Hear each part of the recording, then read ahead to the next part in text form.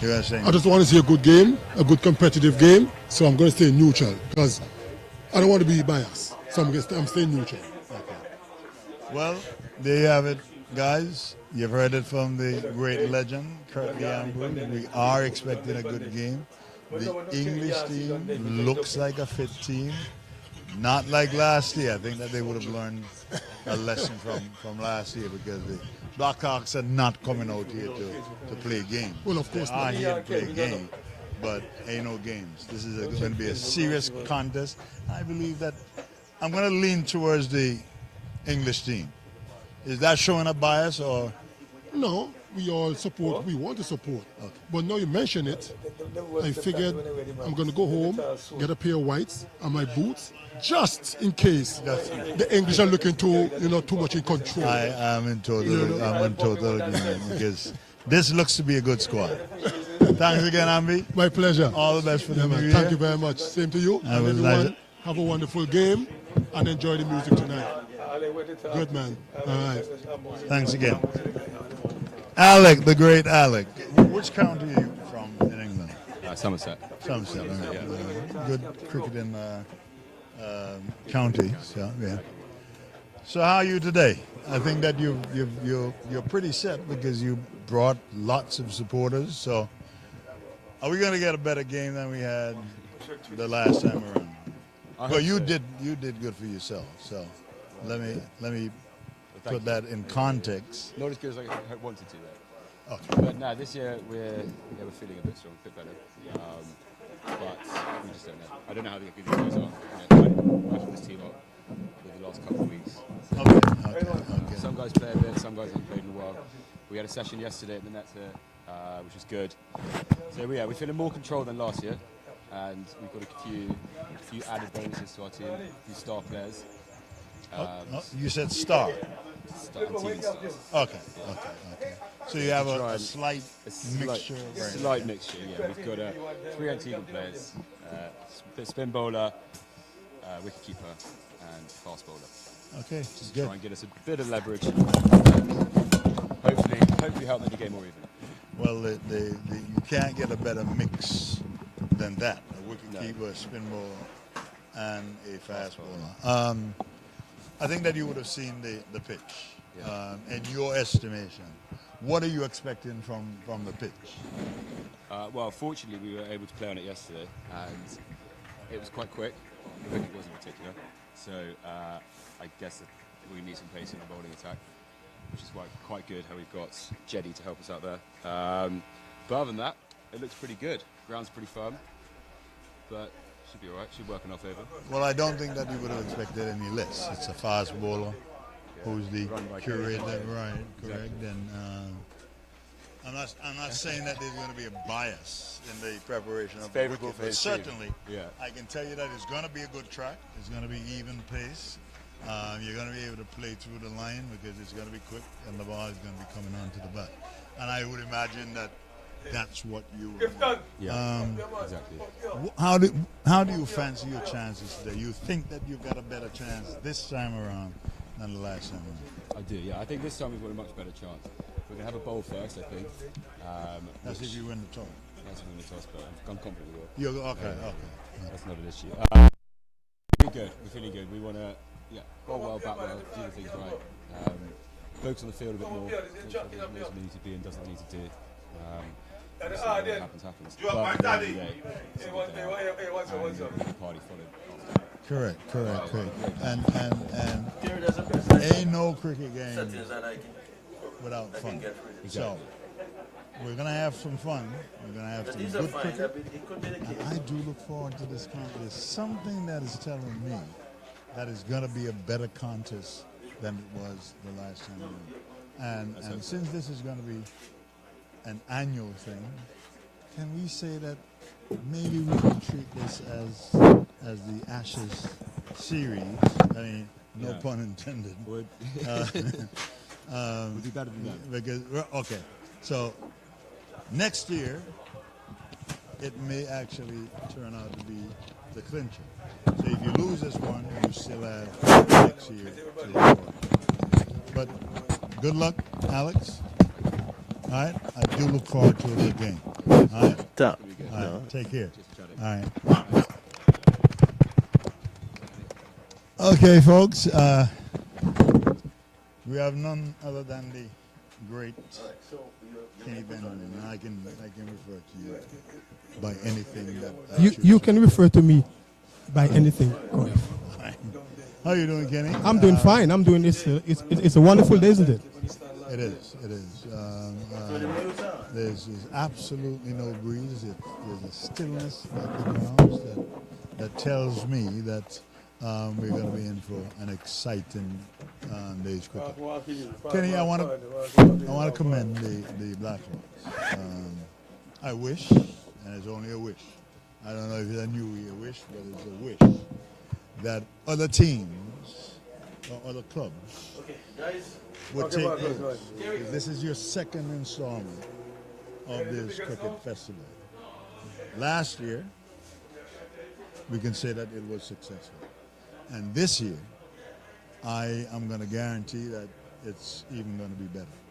So, what are your thoughts about this tournament that was organized maybe in a rushed kind of way last year, but destined to be better this year? Well, certainly, ever since Alex got back to the UK, we've been in contact quite often. He's very keen about it, and as you can see, there's a band this year. Sir Curtly, Sir Richie, they both will be playing, and you can see the lights up already, still in the Christmas mood. Lots of food and drinks about, and they brought their umpire back, and I understand he went to do some training with the ICC. Oh, you understand? So you certified. They have a special certified umpire who is back this year, his second game. So we're expecting great things from him as well. I would imagine. So they've come out here guns blazing. They're not taking anything for granted. And like I said, looking at the squad seems to be a whole lot fitter than they were last year. Well, yeah, they even demanded that they train over here to test the grounds and make sure that they understood the conditions and so on. And so, we allowed them, we gave them the opportunity. They were here Saturday morning. They had a good workout. They were quite impressed. They believe if they win the toss, they want to go first, because whatever we get, they can chase. That is the word that we're hearing on the streets. Wow. So this is a planned execution by the English team. By the English Harbours. Okay, the English Harbours. All right. But let me say this. But before you say that, I believe very soon they're going to get a sponsor, because they've been pushing. Don't be surprised if next year you hear they're called some sort of company English Harbours, because I think a lot of people are gravitating towards them, and they're really selling themselves out there as an entity. Well, I'm not going to doubt their organizational skills, and like I said, my message to the Blackhawks, and you would have been there and done it, you cannot underestimate your opponent. You get into the game, you see what it's like, and then you can make adjustments as you go on. What would be your message to your team? My message to the Blackhawks: make sure that you go and you play well. Make sure you play really hard. If you play really hard, I think you will win. We don't want to bruise them too badly or hurt their ego, because at the end of the day, it is a fundraiser. Right, they do bring some funds into the sports club, and we want to keep them here. Correct. We want to beat them, but we want them to be beaten and feel good about it. Okay. I don't think that Alex is not smiling. I don't think that he's taking too kindly. I tell you what, yesterday he came, he said, we have a few of the guys from Jennings. We have Jedediah Martin, we have a few guys from Jennings, so we think we can beat you this year. Have a good chance. He said, who's going to be in your team? Some of your players, I said, there's a guy called Kareem Agor. He's with the West Indies. He said, oh man, there goes our chances. All in good jest. Like I said, what time is the game scheduled to The start? game should be starting at 2. At 2 o'clock, so hopefully so got 10 minutes? Yes. All right. I see the umpires are getting ready. All right. To go to the middle to toss. Again, Flipper. So, Kenneth, I'm going to give you a sir, because there are too many sirs that I've been given that are undeserving. Sir Kenneth Benjamin, it was nice talking to you. I look forward to a good contest, a keen contest, and may the best team win. Thank you very much, Clive. All right. Bless. Thank you, Artie.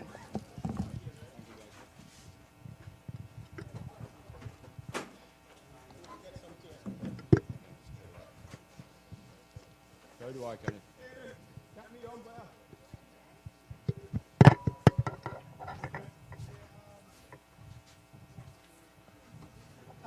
Let's see that. We just see I'm going to see that. I'm even going to go around. Yeah, right.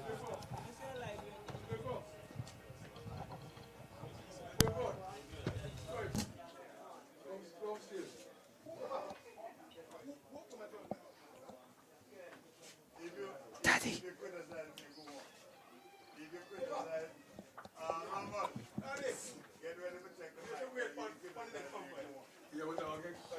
Humming coming from this. This the humming coming from this.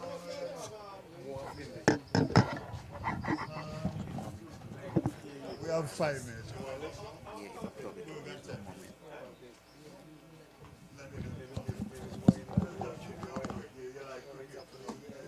Humming coming from this. And this is the part. This is the part.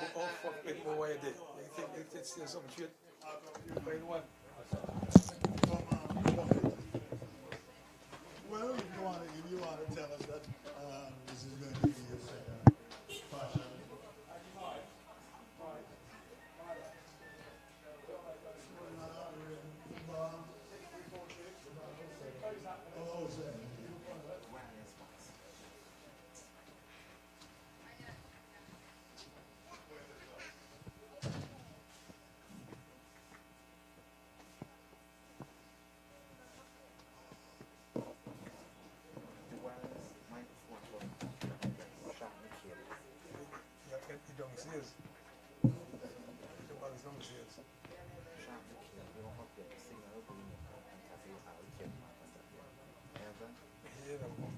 Gentlemen, you can criticize me.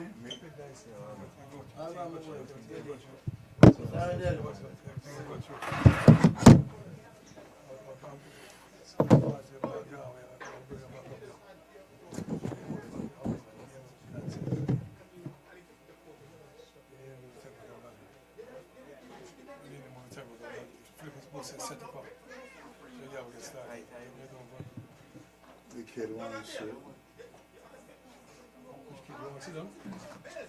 No, you want. Yeah. You want.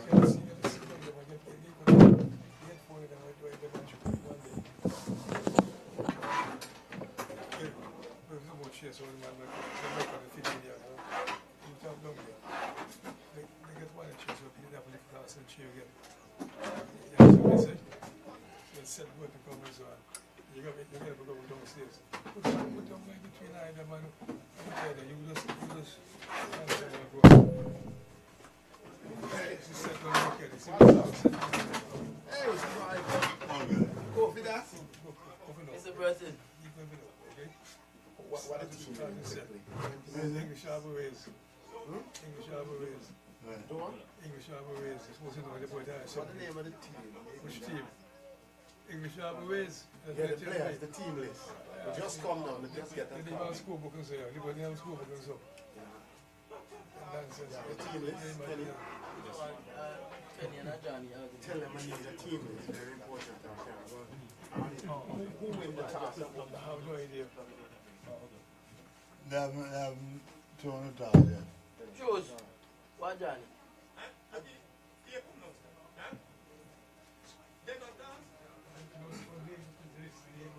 The team is something. What is it, buddy? Hey, everything nice? Boy, we have to pull out some stuff. Spana gonna do your work, no man. Good long time to see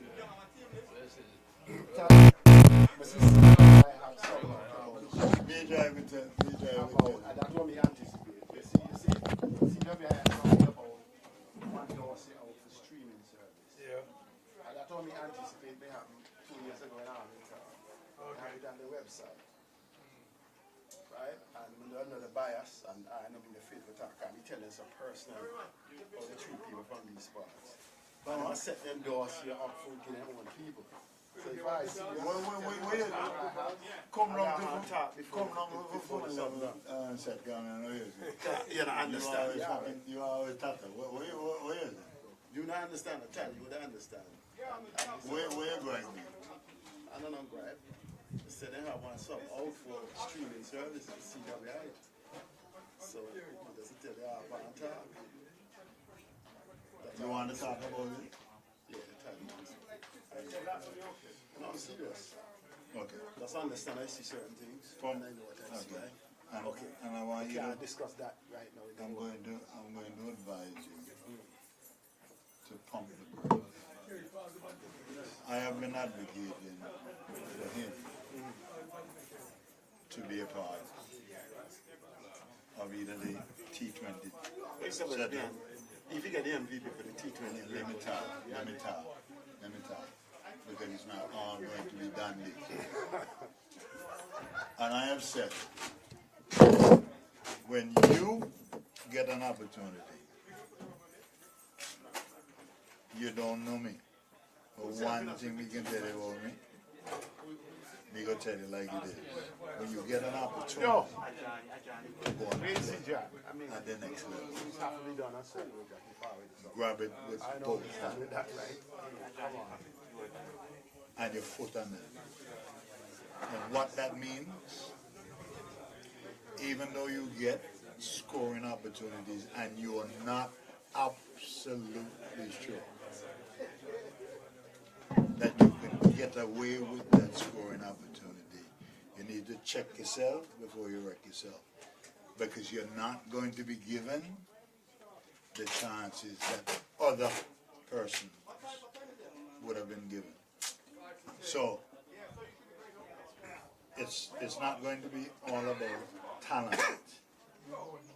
You're going to employ this and make sure that when your resume is written, that every match that you play, it's going to be in the minds of the selectors that you cannot be replaced. And I think that is a talk that most of you have not heard. Go there as if you're betting. I should have shut off that problem. Shut off this.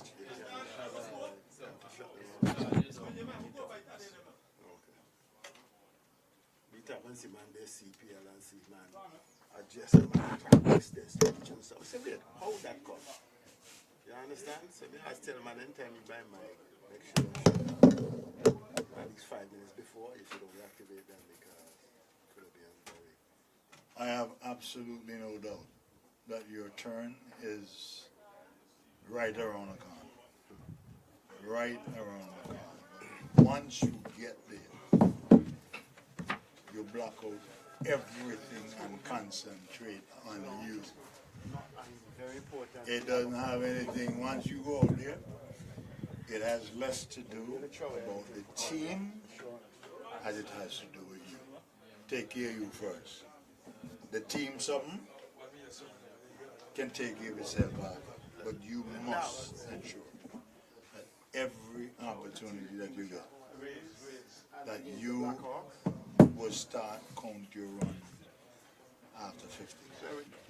All right?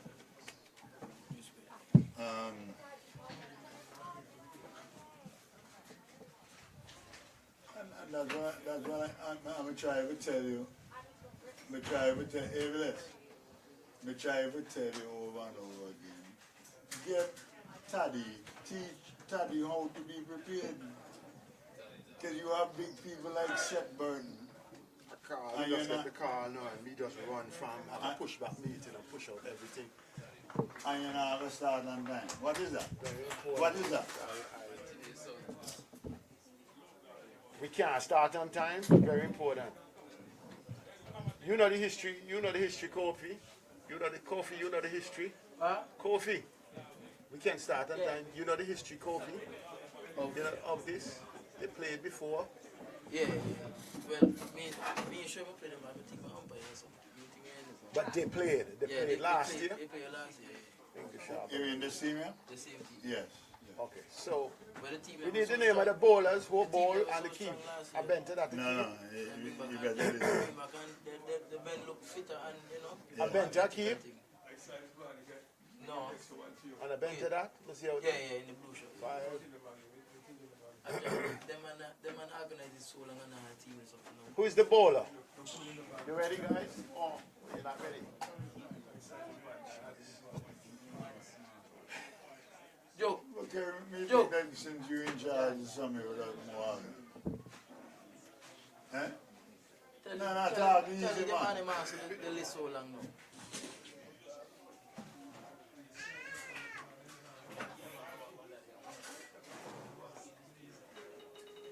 I'm going to be talking. Can my son come in? Tell him to come. Ah, Johnny.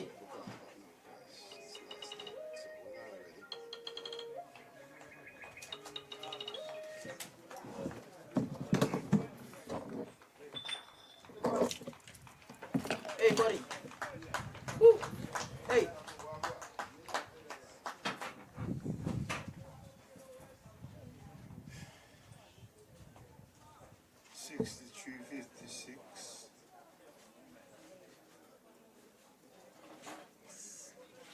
Touch it for me, touch it. Yeah.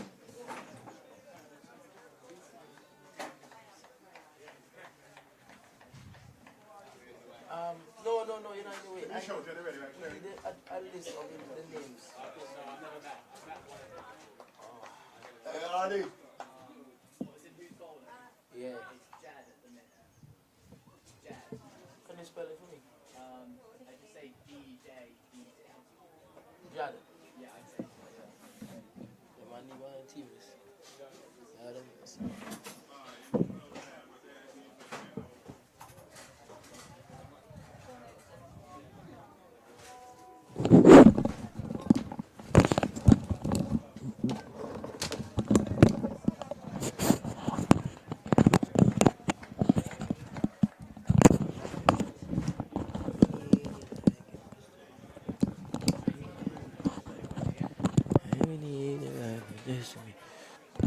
The game is start.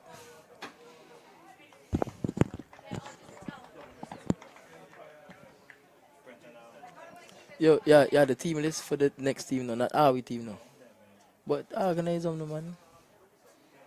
Because we get know our players, but that our team you write up. Check get a team for and list for the next team. Just ask one of them. Watch left our team before you go down. Cause me not all the people on their name. No, but some of them you my man know their name, so just put their name. Just Fairweather. Brown and Fairweather. That's it? Yeah. Brown and Fairweather. But I'm putting a name too. Put your name now. Where want to drink coffee? anything soft drink. Soft, anything. Eh? Take. Well, you hear this here? I'm bad bowling well. I will score. Are you score? Okay. I'm getting the next one. They get the name and the mail score to reach back. From Kerry?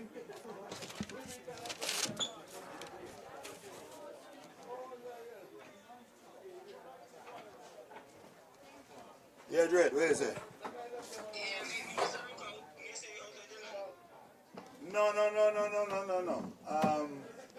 In fact, I was supposed to check you. So I guess I can still check you later.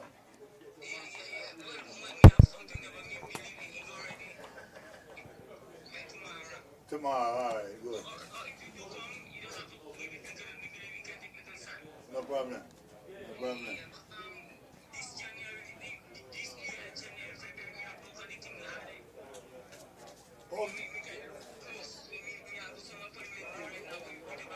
Okay.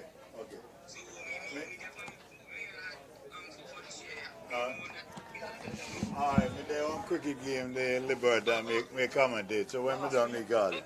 Okay, sorry. No problem. Alright. No problem, we'll talk.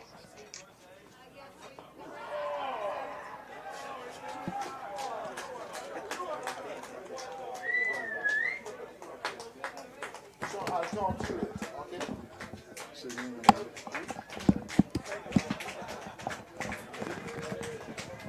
Good afternoon, listeners. Welcome to the LIBERTA BLACKHAWKS Barrel Beef Cricket Grounds.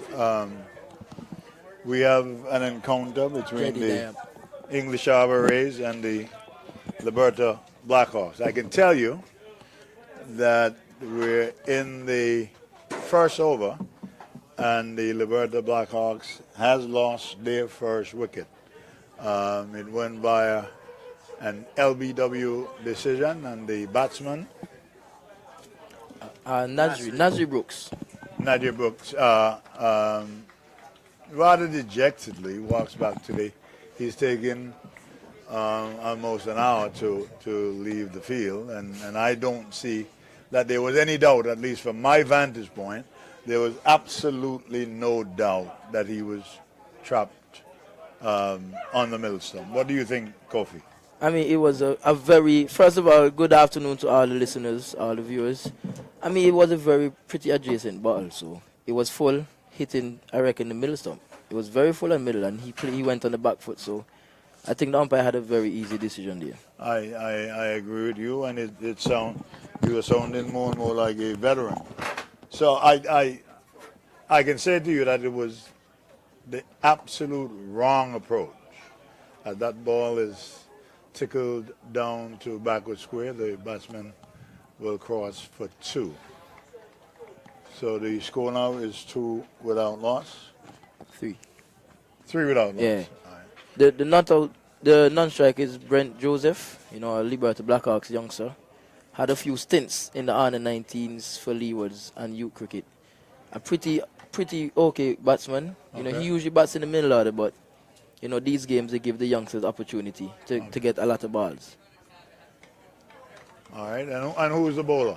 That's Jedediah Martin. He's actually from Antigua. Okay. He's helping out the overseas team. He's from Jennings. He plays for Jennings. Okay, and does play for for Antigua at the same time. Yes, right? and Leeward Islands Thunders in the breakout last year. Okay. So the score is still 3 without loss. Pretty steady over. You seem to be able to maintain that line just about on the off stump.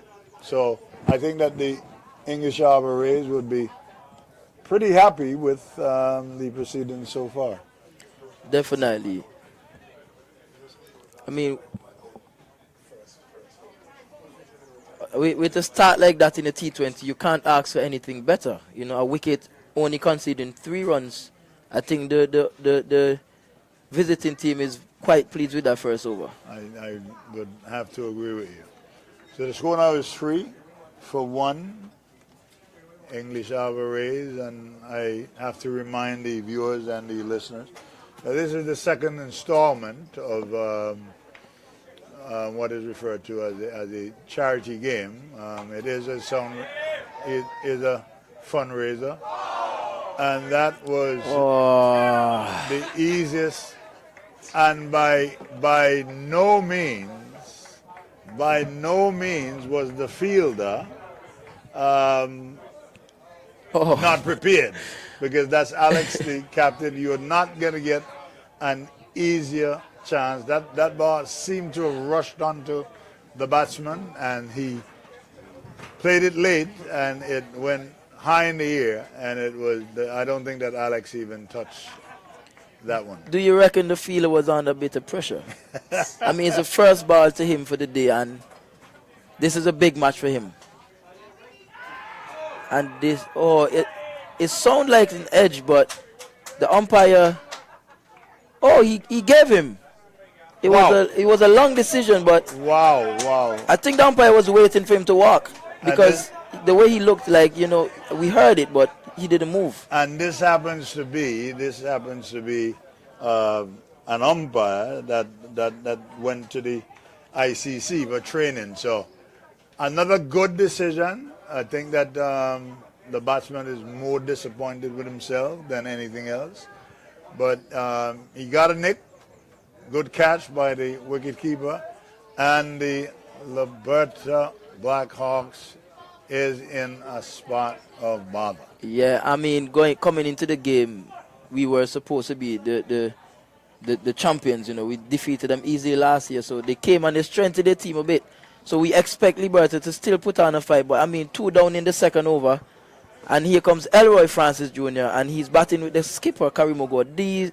These are 2 youngsters who play for Leeward. So I mean, this is a partnership that we would hope. I would caution you, Kofi, to pump the brakes on the youngsters, because you're not young when you're 25, 27 years old. At least not in cricket.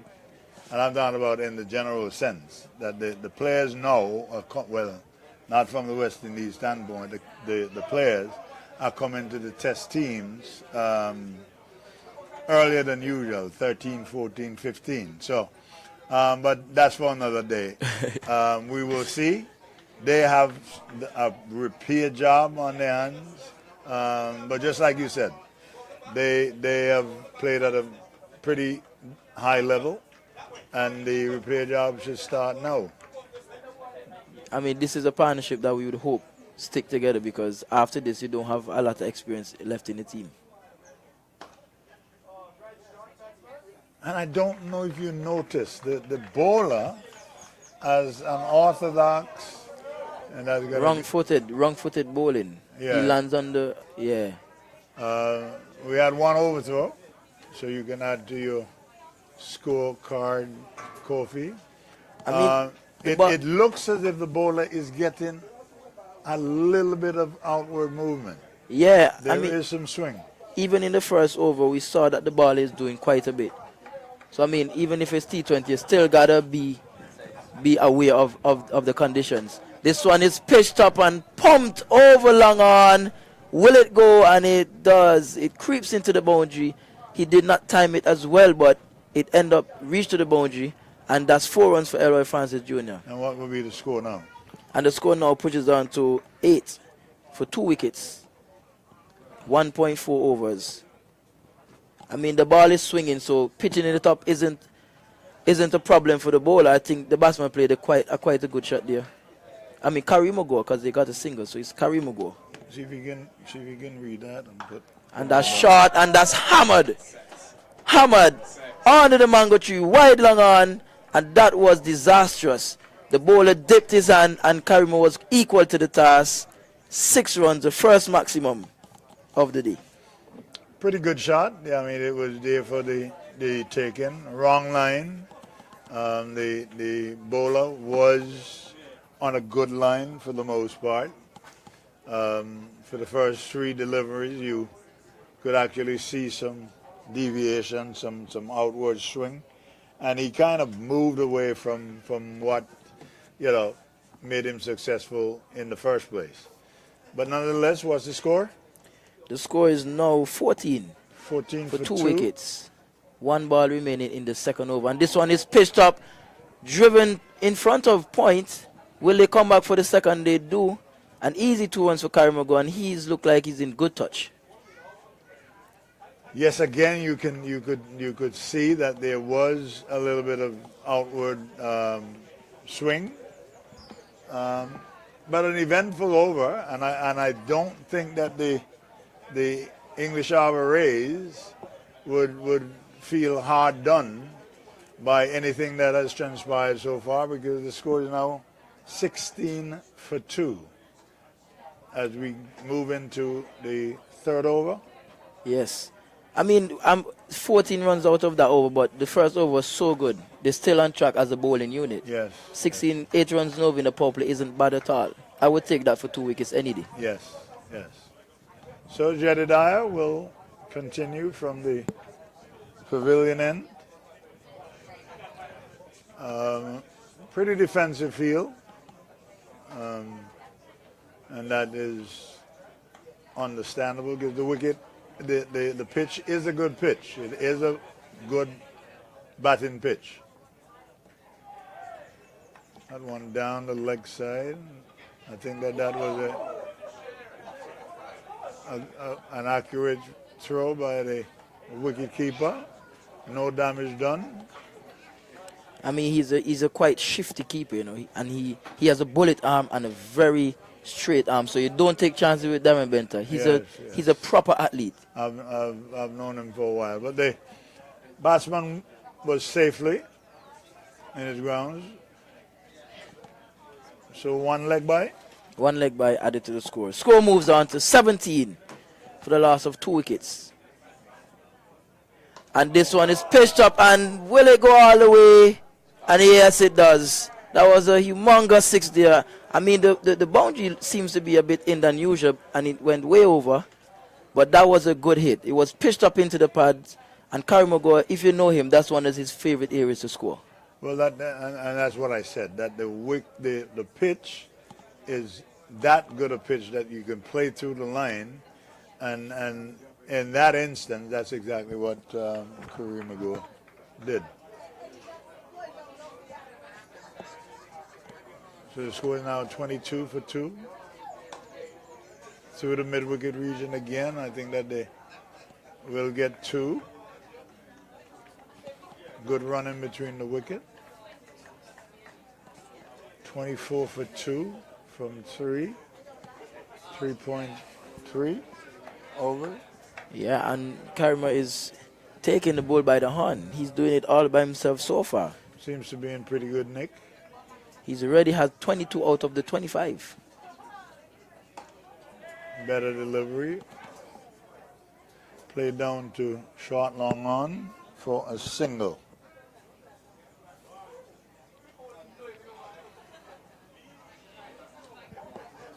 I mean, the bowler still has 2 deliveries to close off. It's an exciting over so far. He can either go for 9 runs or it can probably get a few more boundaries. It all depends on how the bowler bowls to Elroy Francis Jr.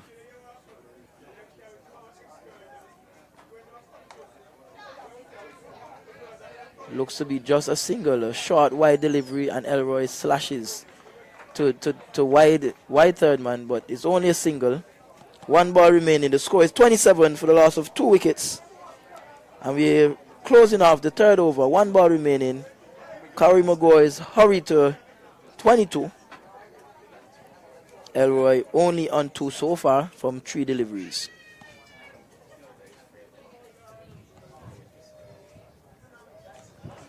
Good delivery outside the off stump, and that ends the over. The score is 27 for 2 from 3. 9 runs and over, still in the power play. So far, so good. I think that the English Harbour Rays would be satisfied with their start.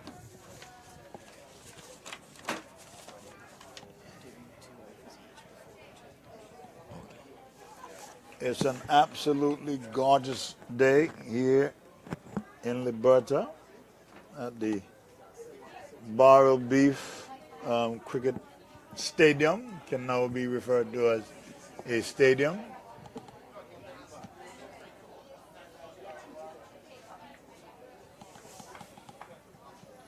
It's a single, played down to short third man. Better line by the bowler. And what's the name of the bowler? That's Archie Mathers. And the length is full, but it's not so full. It's not a half volley, so you know it's a better length and a better line from Archie. Yeah, he did pull the length back a little bit, being guilty of being a little too full. Ooh, I almost chopped it down just now, innit? The ball was there for the shot. I think that the position of the feet was what got him in a bit of bother, but no harm done. Ball went back to the bowler. A better line by the bowler on this occasion. Wrong line and given the treatment that it deserved. Played over backward square for 6. And again, we see that shot from Karimo on the onside. If you get close to the pads, anywhere close to the body, he has the shot over mid-wicket square leg. Yes, he does have quick hands. But again, to no credit to the bowler, it was definitely the wrong line. And he has to keep the line steady. Short, played down to square leg, resulting in a single. Bit of a misfield by Alex, the captain. He's not having a good game so far in the field, man. No, he's not. Is the score now 34? 35. 35 for 2. And only the 4th over. Good delivery. Played down to mid-on for a single.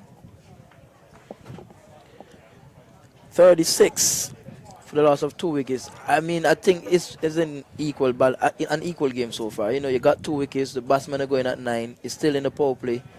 I think it's in the balance so far. I would have to agree with you. And balance is a funny thing, because in the game of cricket, the pendulum can swing from one side to the other rather quickly. The end of the over, and at the end of 4, what is it, 40? 37. 37 for 2. And Karima is on 32 already. 32.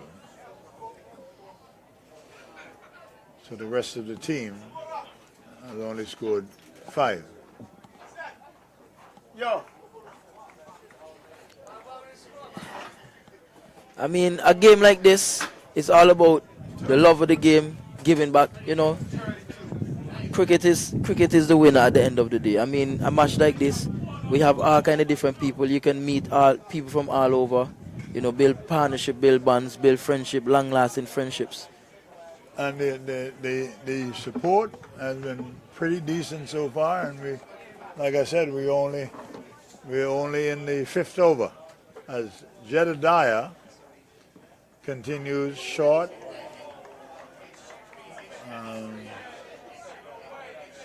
Wide signal or not? I honestly thought that was a good sharp bumper. I mean, you got to test the batsmen. They're the visiting team, and we beat them bad last year. 1 or 2 sharp balls isn't so bad, man. That's a very good decision. It was a bit high, but come on, fight the fire with fire today. Jedediah showing some aggression.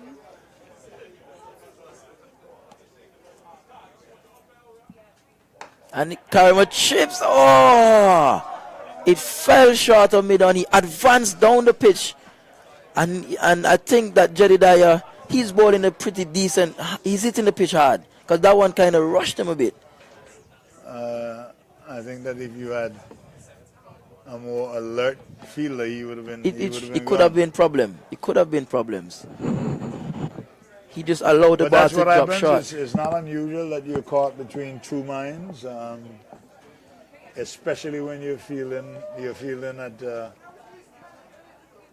that long on area, that you're not certain whether or not you can get to the ball, and then in the end you make a decision not to go at all. So the score is now what, 39? The score is now 40. pushes on to 37. Said they haven't scored one in the over. That's 3 dot balls, so the score is still on 37. They did cross for a single. No, they didn't. They didn't. Okay. And I think that's poor batting. I mean, the guy misfield the ball, he rolled a bit, and he was on the circle. That should have been a single, but I guess they were all caught up in maybe I'm out, you know, probably going to catch it. But you still got to get the runs. 3 dot balls in a row for Jedediah. A wild swing from Kareem Agor. I am loving this contest. You know, these two are players that played against each other a lot. So, and he went. I think that was a slow ball. Will he hit it? And that was a close one. I reckon the umpire would have to make a very close decision just now. Good delivery, pushed. The ball did go quickly to the man at cover, and it could have resulted in a run out. And that's Glenton Williams, a pretty decent fielder also, a good arm. I think Cameron was just lapsing a bit, and then the fielder put him on a bit of pressure. He had to scamper in. Nevertheless, he didn't hit the wicket. And inside edge. Good delivery, short. In the end, no damage done. The score is on 38 for 2. And this the 5th over, is it? It is the 5th over. 1 ball remaining in the 5th.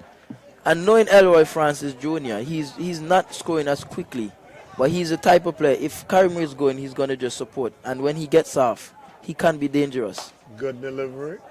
Played up to short long on for a single. That ends the over. Yep. 40 for 2 at the end of exactly 8 and over. So the English Harbour Rays, they are holding their own. I must say. Going at 8 runs, exactly 8 runs and over is not bad at all in the power play. 1 more over to go, and the power play. We may be having a change of umpires shortly. If you're the batting team, you don't want to lose another wicket, because then it's, as we say, it's in a balance, but the momentum can shift easily. That's and if you're the bowlers, you would definitely want another wicket. Correct. This is the 3rd over. And this is Archie. Short. Oh, Hamad. Oh. The wicket is, the pitch is too good to be that short. And it was given the treatment that it deserved.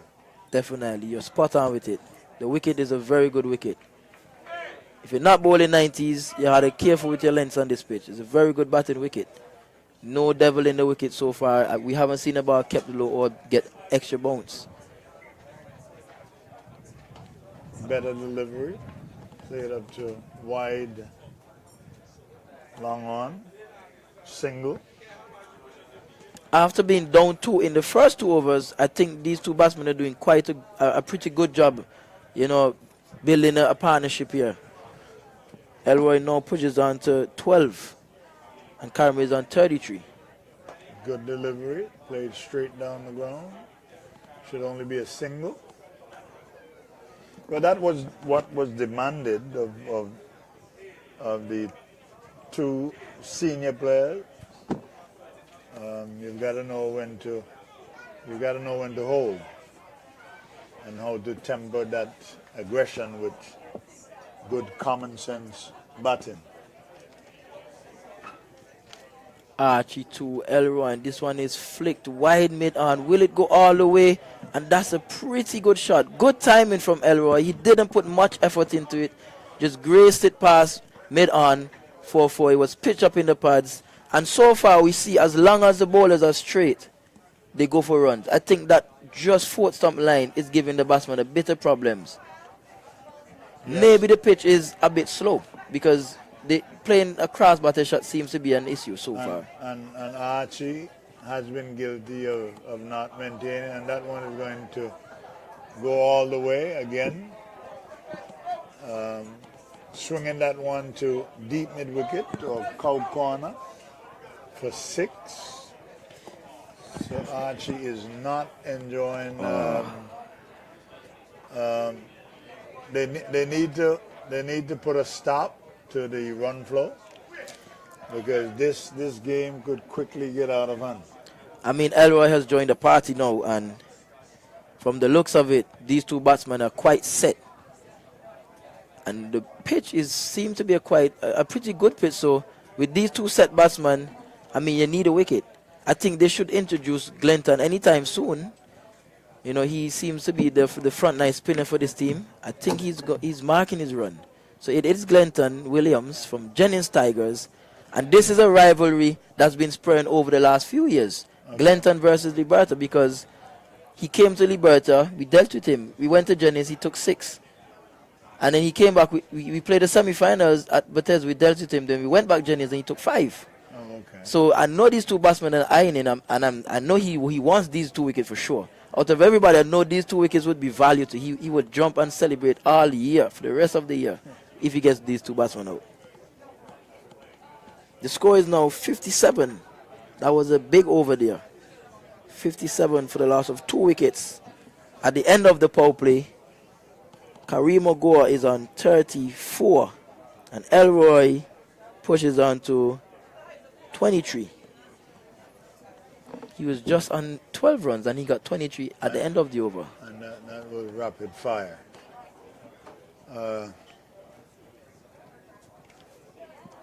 The field placement, a man at short back with square, a man down on the square leg boundary, one on the mid wicket boundary, a man at short mid wicket, and one at short long on. I think with this field, it's going to be difficult for the bowler to contain these 2 batsmen, because the pitch seems to be a bit slow. Maybe it would grip for the spinners. So I think turning the ball away from the batsman, you'll need the extra protection in the offside. If you realize there are 5 fielders on the leg side, I think Glenton will extract some spin. I mean, I know they're taking out the slip. I would have continued with the slip to see what happens. What do you reckon? Well, it depends on how straight that he wants to bowl. Now, if he's going to bowl straight, then he would be advised to have at least a first slip. Good delivery, played up to short long off for a single.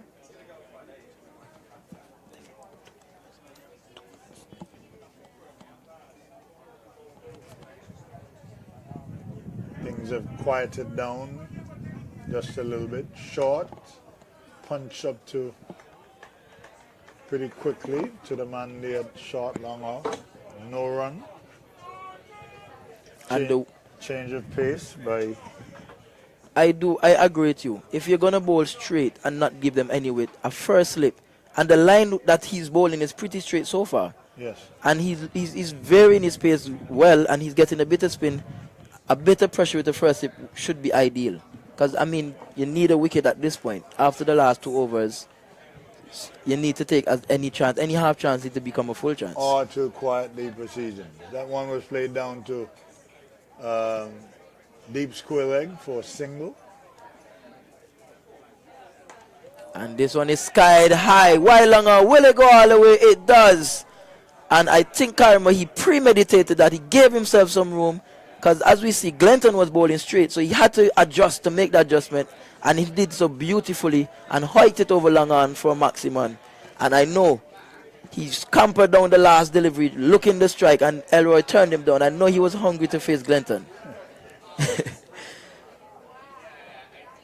This is a matchup that we all love to see. Glenton versus Goa.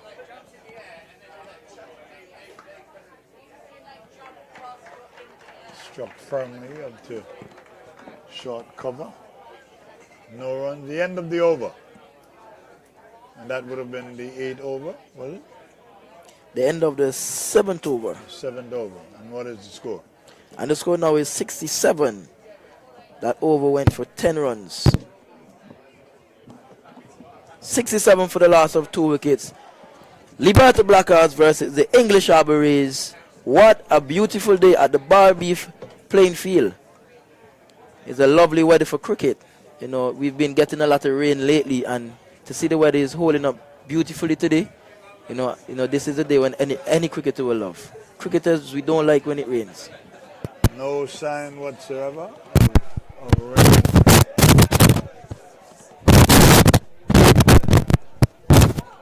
I see that Glenton is in discussions with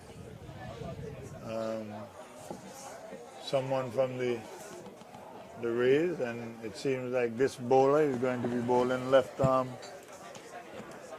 And the bowler round is Vlad. Vlad. Sounds like Vladimir Putin. Belarusian. Left arm over, and the field is a long on, a short mid wicket, deep backward square, 45 on the leg side. And this is that had to be a no ball. It was very high, and Elroy Francis, he backed away and cuffed it over point, and the square leg is signaling no ball. But the standing, he hasn't signaled as yet, so I think they're debating whether it's a no ball or not. Sri Lanka umpire, now the signal comes that it was indeed a no ball. And a free hit has been signaled. That is not a good start for Vlad.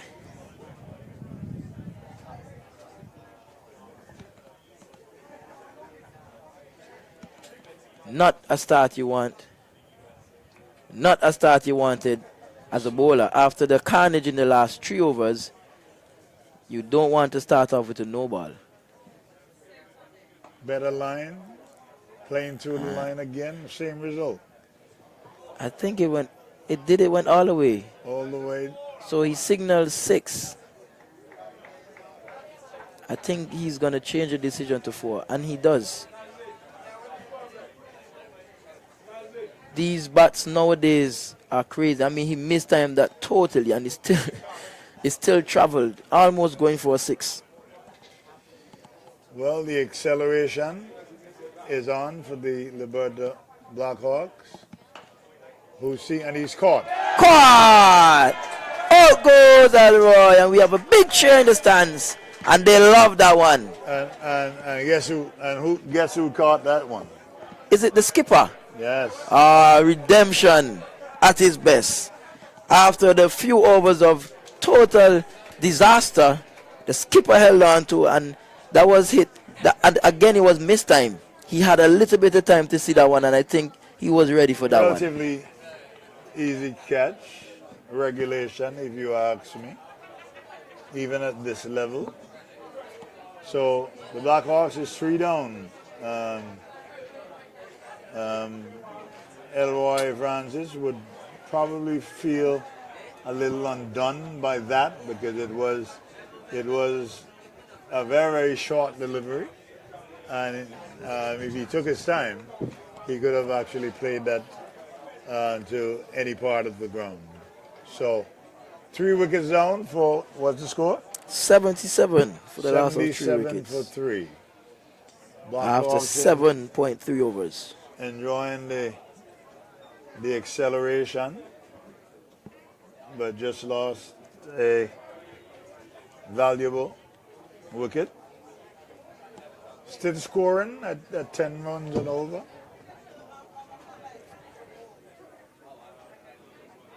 And they just ended the power play. But Elroy Francis has been replaced by Hayden Walsh, it looks like. Hayden Walsh And Jr. Elroy score is 77 for the loss of 3 wickets off 7.3 overs. Elroy Francis departs for 33, and the not-out batman Karim Ogo is on 43. That was a very good partnership, a partnership of 74 runs. Good delivery. Played up to short mid wicket, resulting in a run. 78 for 3.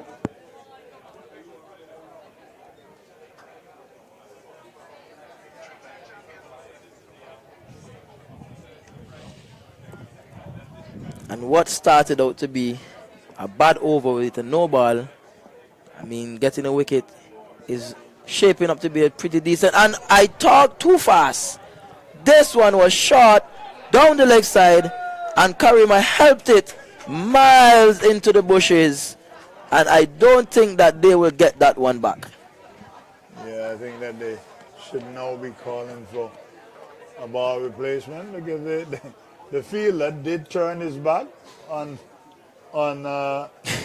wanting to go to do a search.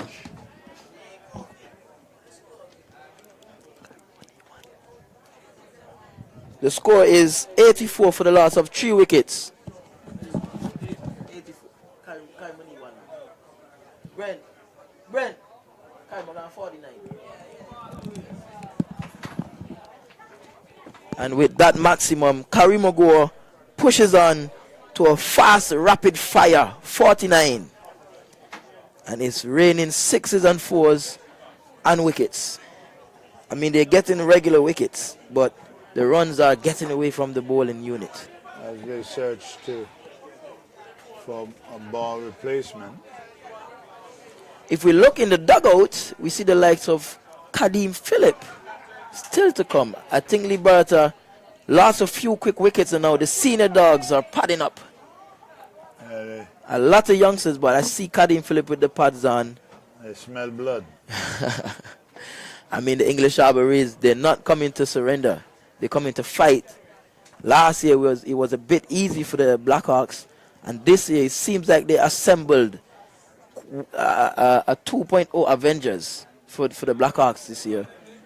You know, Glenton Williams, Jedediah Martin, Darren Benter strengthening the English Harbour Rays with a few other new faces that looks a bit fitter and stronger than last year. Well, So it's certainly a better team. A whole lot fitter. I think that one of the problems last year that you had too many unfit players. Anyway, we're ready to resume play. Wide signal by the umpire. And one outside the off stump. just compensate a little bit too much there. He was straight the last delivery, got hiked for 6, now he went wider, and it's a wide. Karimagoa on 49, Vlad to Karima, and he hits it to mid-off. Is it a catch? And 4 more, and that brings up the 50 for Karimagoa. A very fast 50, full of a lot of shots, and I think he's in the nick. He looks in good touch. 50 Karimagoa, that was pitched up on or around off stump, and he hit it firmly past mid-off. I think the mid-off had a chance to stop it. I don't think that he wanted But to. he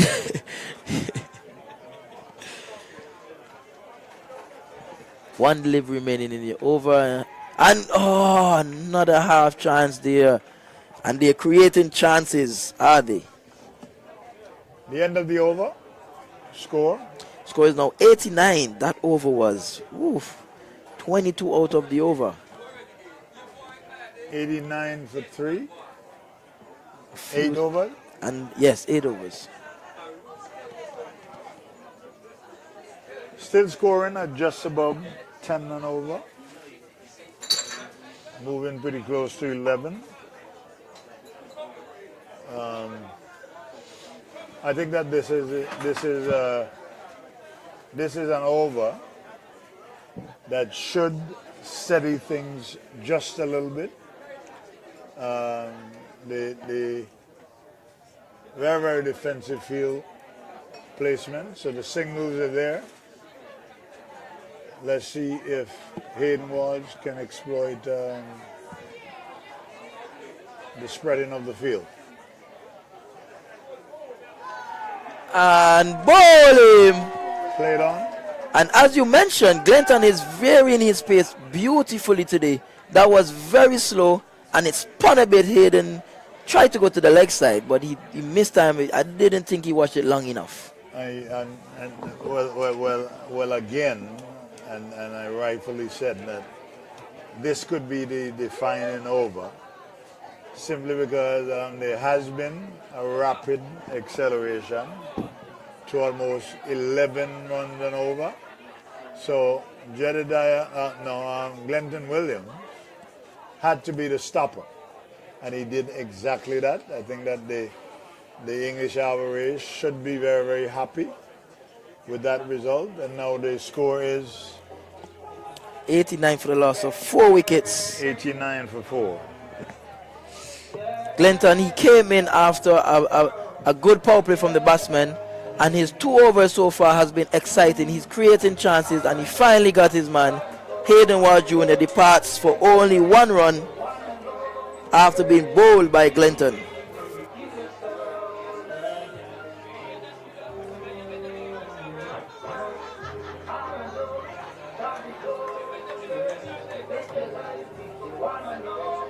I think that I would have preferred to see a man at short mid-wicket. It's a new batsman. He must feel like he should take a look to see or to judge the pace or the bounce or the turn in the pitch. But Gunton moves away from us. And you just said it. And there it goes. He was slow in the wicket, and Kadim just pushed it into the air towards mid-wicket region, and there was nobody. Right where that man was supposed to be. And the sad part about it now, the new batsman, no mid-wicket, that's an easy single to bring back Karima on strike, and he's on 59. So, I mean, they need to be a little bit smart with the field setting. That was well. Oh, another misfield. I mean, I don't even think they're mad with that misfield. Get Karima off strike at this point. I don't think they're mad with that misfield, to be honest. Could be a blessing in disguise.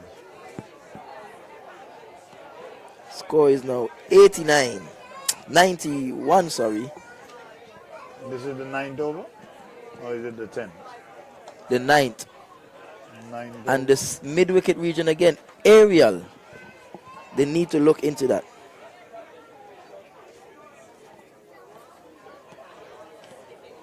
You're giving the new batsman an easy walk in the park to get in. Put the mid-wicket in his face, let him see the field, let him try something else. Nevertheless, a pretty decent over, and Karima looks for a single, tucked it to short mid-wicket. And we know Kadim Phillip, he would not run those. Not even if it was 10 years ago. Oh, and we knew this pitch is going to extract some spin. They need a slip for this bowler. I mean, you're bowling pretty straight. As you mentioned, if you're bowling straight to the right-handers, you need a slip. It's going to be hard to hit your two covers. They need a slip. Very, very good delivery, good length and line. I think that Karima was caught between two minds. So, an eventful over in which he was able to get the wicket of Hayden Walsh Jr. So the game is evenly poised. I would say. We completed 10. That's 9 over, 92 of 9 with 4 wickets. All right, so they're steady at 9 runs and over. It's a back in the balance, 4 wickets in 9 overs, that's good for the bowling. And the batsman, 10 runs and over isn't bad at all. So it's back into that over has brought it back to the balance again. And we're looking at Vlad, who will continue after a monstrous over of 22 runs and a wicket. And we keep seeing the trend, runs and then a wicket. And he scored! What a catch! What a catch! Wow! He had to go to his left, full stretch to the left. What a catch! A wonderful catch and a great wicket. And the LIBERTA BLACKHAWKS is now 5 wickets down. That partnership only lasted 3 runs. I think the umpire would have been.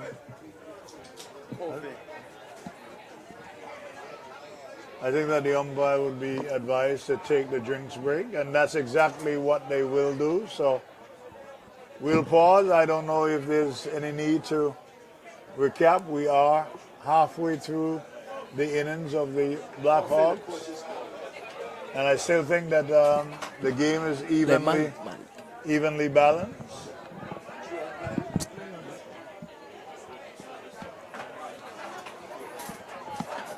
As we are now going to take the drinks break, it may not be the traditional type. There will be some hard refreshments for the English Harbour Rays. And they seem they're so intent that they are discussing strategy at the halfway mark. You must give the slip fielder a lot of credit there. I'm going to give you an opportunity to recap, read the scores from the top to the bottom. You only have about 5 minutes. LIBERTA BLACKHAWKS hosting the English Harbour Rays. And LIBERTA BLACKHAWKS won the toss and they elected to bat. The score is 92 for the loss of 5 wickets, 9.1 overs. Brent Joseph caught behind by Archie Mathers just for 1 run. Nazir Brooks, LBW, Jedediah Martin for a duck. Karim Ogor is not out on 60 runs. Elroy Francis Jr. was caught by the skipper Alex off of the bowling of Vlad for 33. Hayden Watts Jr. departed for only a 1 run bowled by Glenton Williams, and Kadim Phillip only contributed 2 runs, and it was a brilliant slip fielding to send Kadim back to the pavilion. That dismissal is the best one thus far. It was a slow short ball. He played a cut shot. He flashed hard at it, and the slip fielder take a brilliant catch to his left, grabbed it with both hands. It cannot get any better than that. A lovely day at the Barbie playing field. As you see, they took the drinks breaks after that beautiful catch. Exciting game. 92 for the loss of 5 wickets. 9.1 overs. 7 no balls, 1 wide, 1 leg by. And it's a beautiful game in the balance. We will catch you back up after the drinks break. The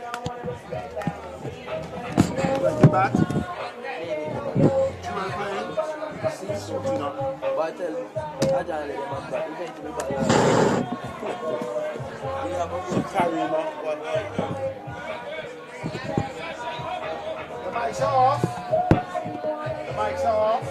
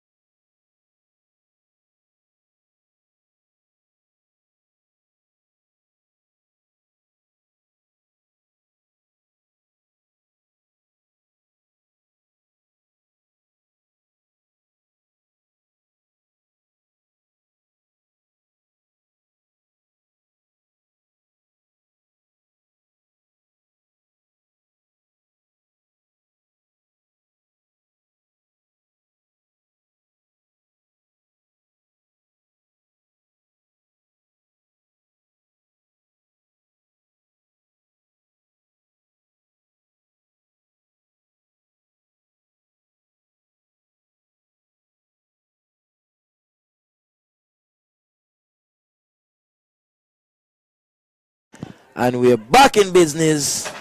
First delivery after the drinks break. Malik, the new batsman, pushed it to mid-off. They scamper for a single and brings Karim Ogor on strike. And this one's a short, slow down leg side. He pulls it, control it downwards, pass, short fine leg, and that's 4 more for Karim Ogor. And a very good start after the break for the batsmen. 5 runs from the last 2 deliveries. And just to recap, we saw Kadim Phillip exited for only 2 runs, caught off of the bowling of Vlad. A beautiful catch in the slip region that brings Malik into the wicket. We have 2 Maliks actually. One is batting next. Vlad passes the umpire, delivers a full slow delivery, and Karima pumps it to mid-off, and it's a misfield, but they did not run. I think Karima is looking to take most of the strike. We're into the tail end of the batting, and I think Karima is not taking any chances, because that should have been an easy single, and he refused to run.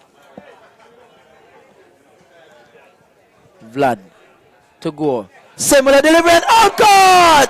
And that is what happens when you don't take runs in cricket. That should have been a single, and very next delivery, he hit it straight to the man at short extra cover. And I think the Blackhawks is in a bit of a worry at this point.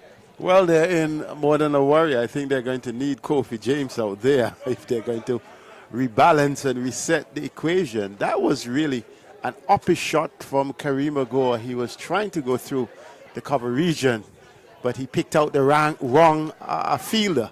And I think the Blackhawks, they may well be checking themselves because they're just shy of 100 runs in the 10th over, halfway there, and they have lost half of the team.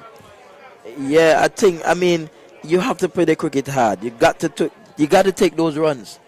You got to take every run. I agree with that. It is a number 7 batsman. You got to trust him to give you back the strike.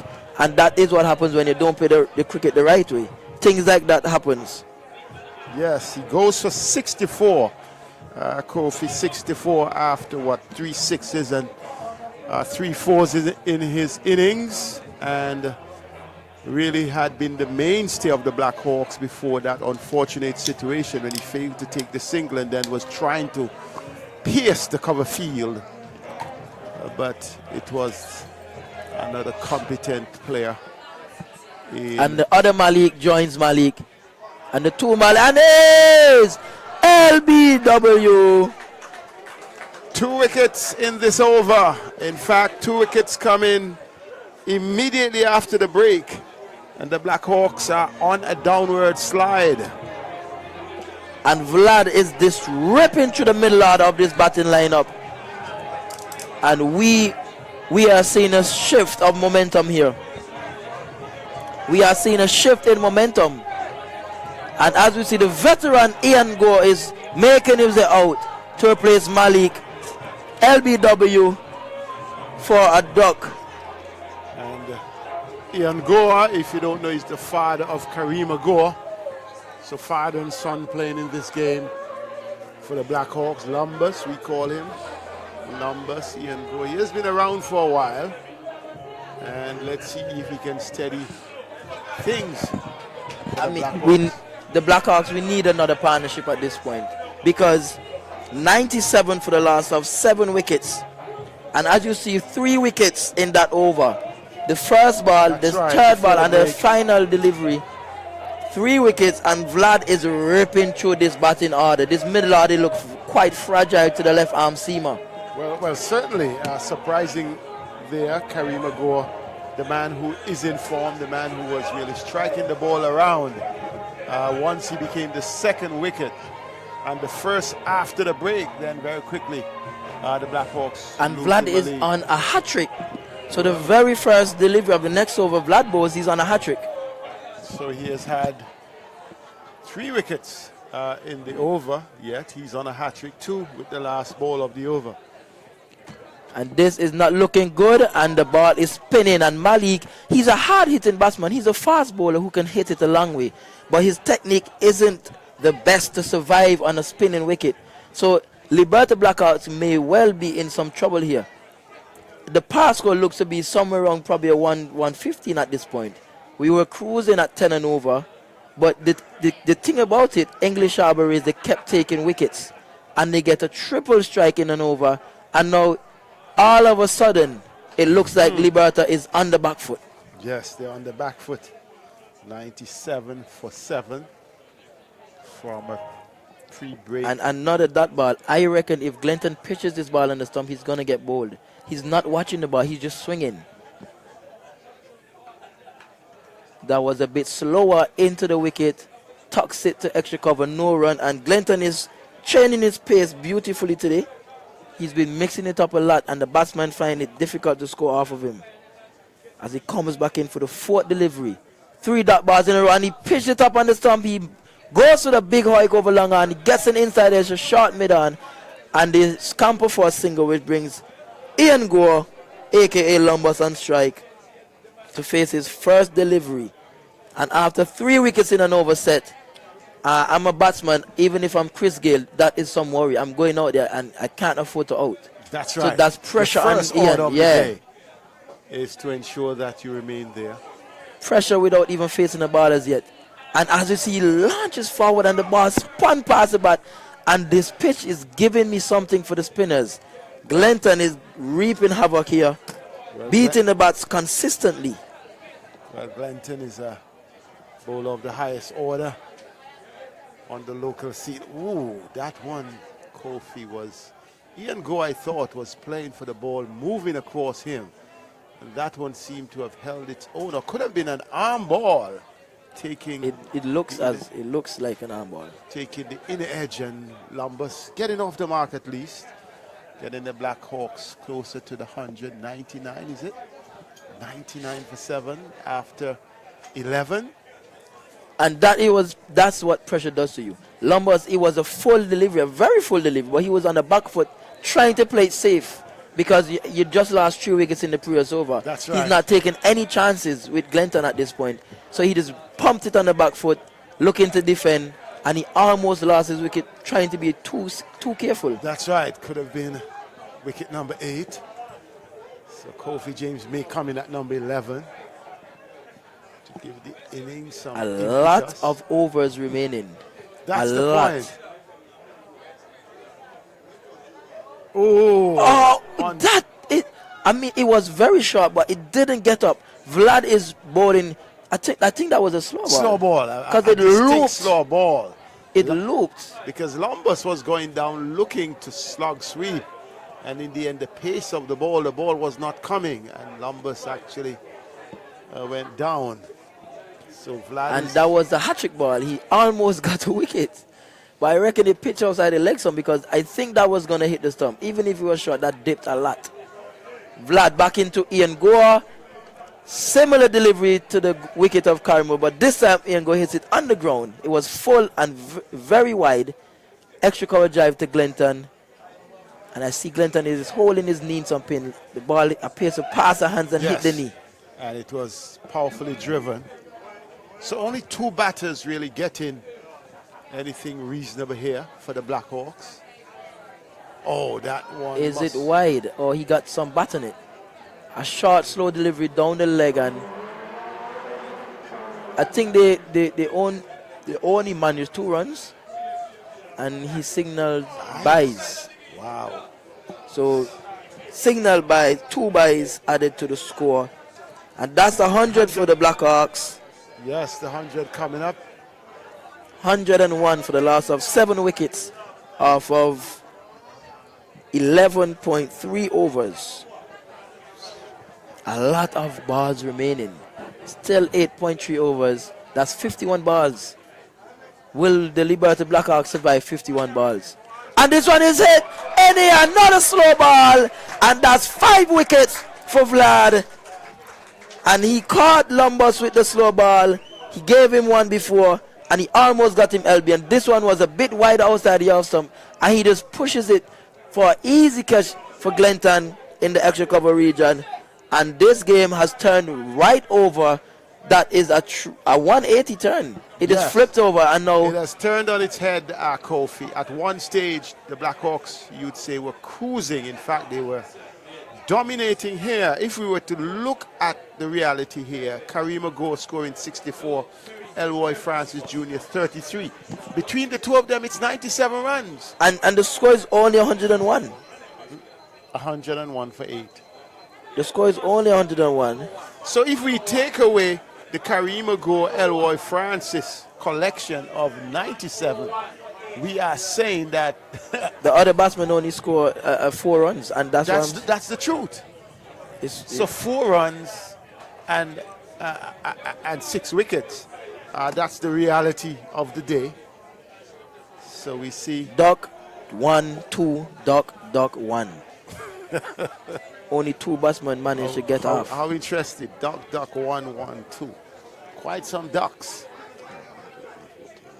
The sun is shining. It's unbelievable here. Blackhawks were flying high and they were soaring as though they were looking to get perhaps 200. If at the halfway stage they were already in the 90s. And they had the break after 9.1 overs with the score 92 for 4. And since then it has been all a clipping of the wing, and the man Vlad taking 5 wickets. And it is a challenge here now for the Blackhawks. Can they get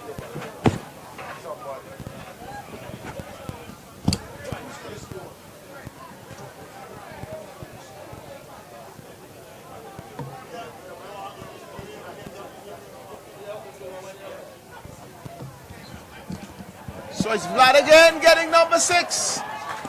Vlad taking his 6th wicket, and the Blackhawks are there on a tumble. The wings have been clipped by Vlad, and they have declined from 94 for 4 to 101 for 9. It is an amazing situation here. The left arm slow bowler making a mockery of the Blackhawks players, and it is a very testing time with the Blackhawks in danger of going down for just over 100. And out goes, is it Kofi James going out? In fact, we've seen a change of bat. Kofi James is trying to get suited up, moving from his position in broadcast out to the field.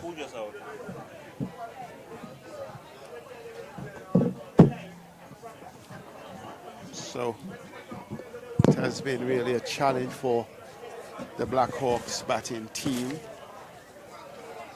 We have had both Maliks going.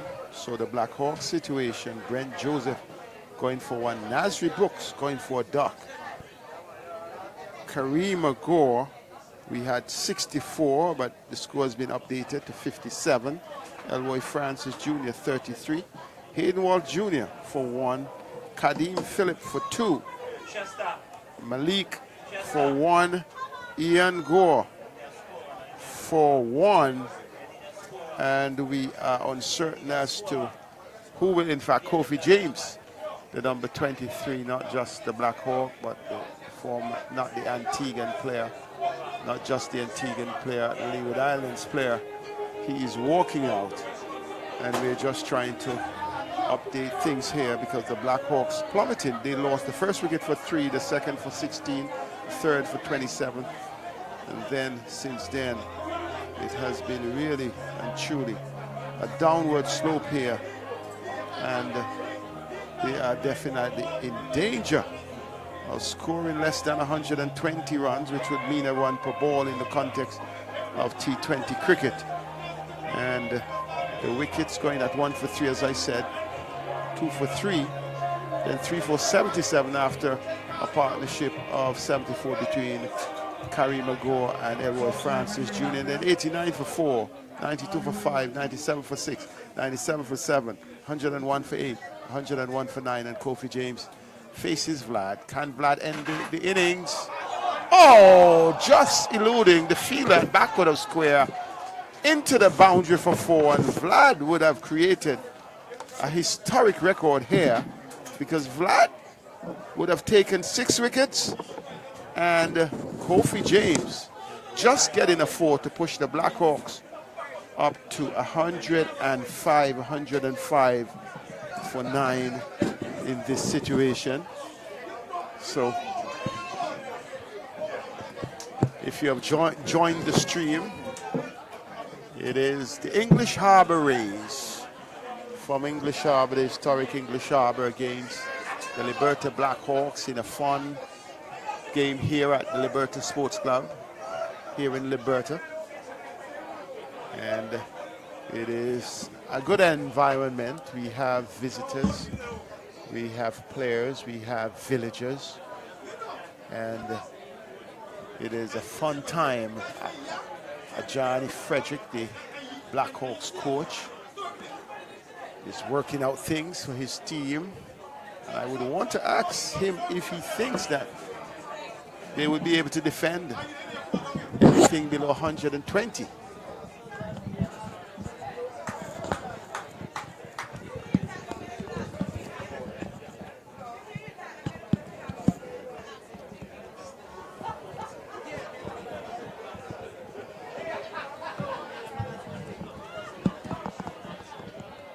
Oh, Malik is wrapped on the pad. It's high up. The umpire says not out.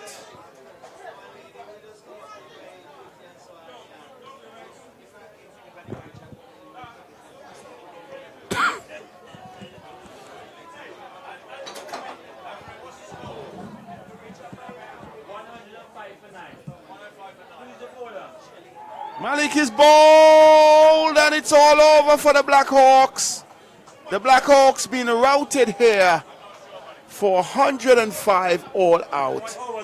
And they have been routed in 3, 6, 9, 12.2. In 12.2 overs. 12.2 overs. And they have been wrecked by Vlad, the man who did the damage here, taking 6 wickets for his team, Vlad, and he really remains a thorn in the Blackhawks' flesh. So, taking 6 wickets for 14 runs, and the Blackhawks only, well, in fact, we had it wrong. In fact, 9 wickets are going down, so they have another player emerging. So we have had some challenge in terms of. This is weather. This is Fairweather. Paul Fairweather. Paul Fairweather, the man taking the wicket. The new batter going in, Paul Fairweather,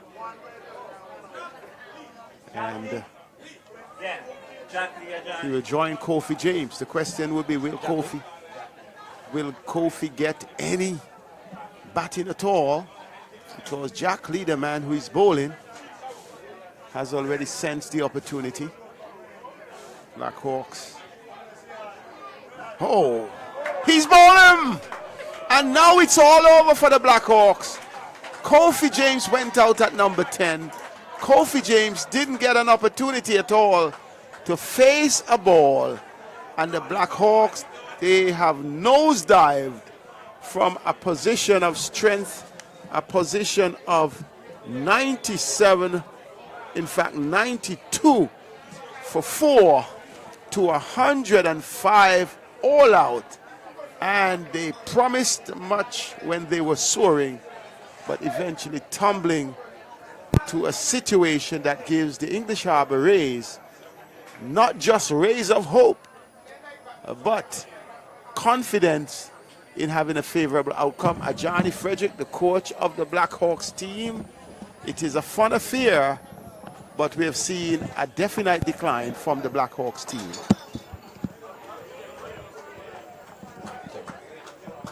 You have seen a decline from the Blackhawks team.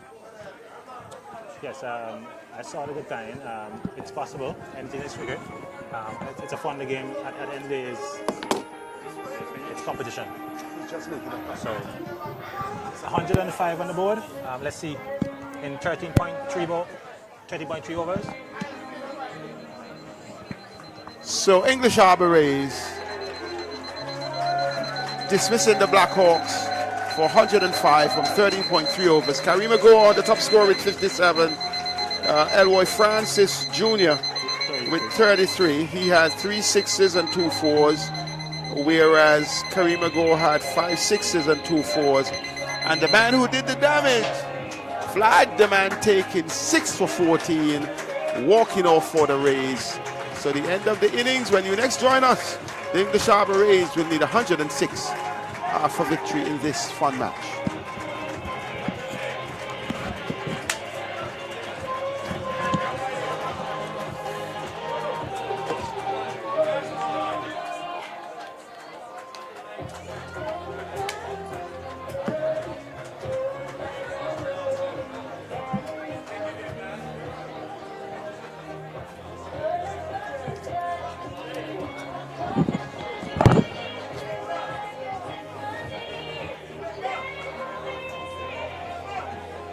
Somebody can strive, can continue to start, Richard. Because we often make them run back for check out the old lady.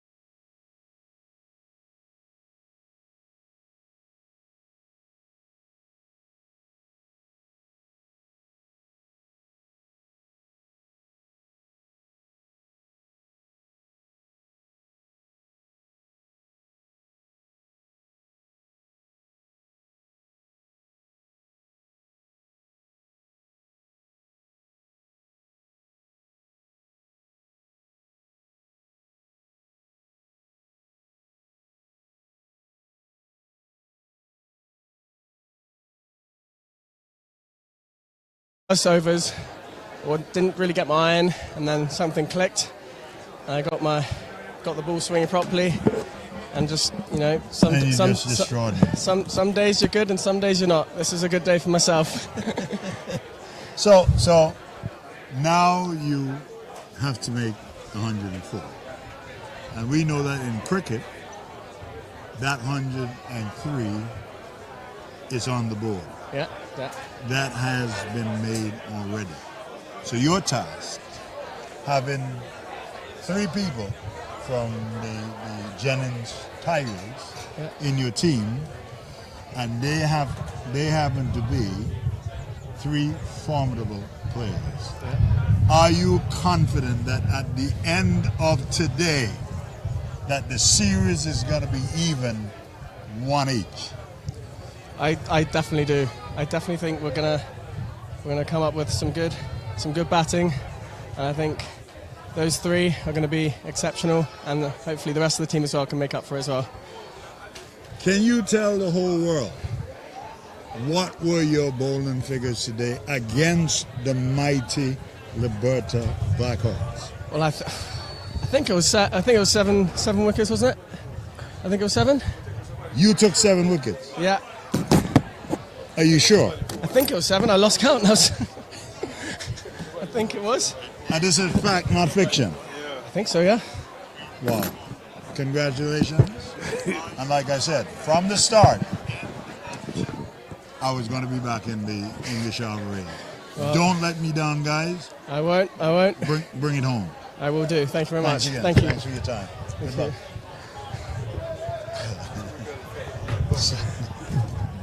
Sir Kenneth Benjamin. I've never lost count of the number of wickets that I got in the game. So it seems to me that number is significant. That's a lot.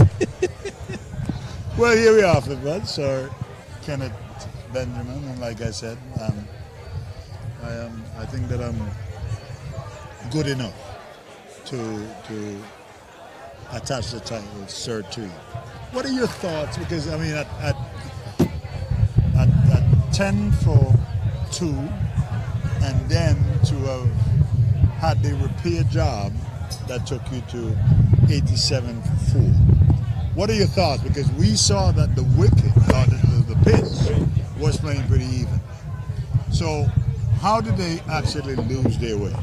I think that a lot of the guys that you saw went into bat, they're parish league players, and quite a few of them are just playing for the first time. They just turned up at the ground and said, we want to play. Right. So some of the guys that you saw went in, it's the first time that they're actually playing. Right. So we wanted it to be fun, and obviously there's going to be some competitive components. But we wanted some guys who never played to come and have a game. And the thing about it as well, you want the game to be competitive. I think the score that is posted is going to be a competitive score. I would believe. And so we didn't just want them to come and you beat them into submission, and not saying that we deliberately got bowled out. Right. But I'm sure you saw some of the dismissals, and to your mind you were saying these guys look like if they were in the bat for the first. Right. And so we just wanted to give them an opportunity to even to bat with the Kareem or the Kofi and so on. So they have a taste of it. So it is now their time to go out into the field and let us have a look at the other half. I'm in total agreement. I thought that this game was going to be heading for some excitement, and I don't think that the spectators have been disappointed. They actually have a game on hand. Audie, I'm pretty certain that everybody on the ground can hear me without the microphone. Well, thank you, sir. Yes, it is left to be seen, because runs on the board is runs on the board, and you know that. The last time when I just stopped playing for the West Indies team, I was in the ARG. The British Sports Club had a bar upstairs, Andy Roberts stand, and England was on their way to winning that game, and they sold out. They bought out everything that was in the bar, even the stuff that we were not selling, the cleaning item. They wanted to drink them and so on, because they were winning. Right. And so we're trying to create something similar here, right. that if they're on top, if the game is excited, they're going to buy more. And obviously, for the folks who don't know, this year's fundraiser, we need to buy drive more because every time we cut the field, it costs us about $1,200. That's a lot of money. And so if we get our own, we have one, but it is done this time. And so we are trying to raise some funds, and this is all a part of it. So if anyone who's out there listening and you want to make a contribution, we'll appreciate it as well. But we're hoping that they can enjoy themselves anyway. As you can see, there's a band.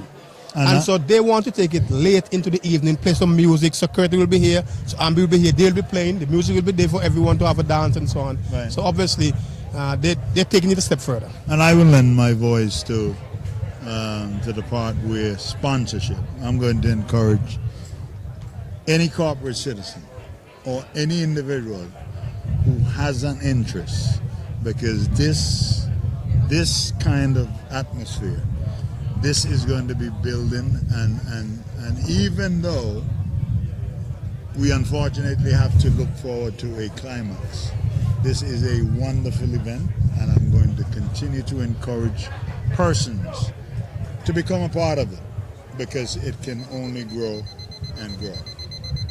So thank you, Kenny. This is where I wish you good luck, even though I've been rooting from the start for the English Harbour Race. This is where I say good luck. Well, Clive, I really don't need luck, you know.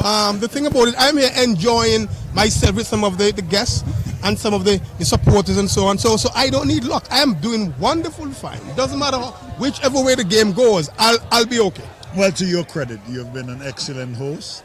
And even though we may end up on the wrong side of the result, look, it's all in good fun. Clive, again, I don't know what you call the wrong side. They may win, and some of them may decide to triple their contributions. So I don't know what wrong side you're talking about. So it's an all-win. It's an all-win situation. There's an old saying. I read a book one time: "How to win by losing." Yes, you've said that before. Thank you, Flipper. We will have, unfortunately, we're going to have a climax, and it is going to be. I tell you what, whatever way it goes, we'll have a drink on it later. Yes. Thanks again for your time. Thank you, Audie. Over now.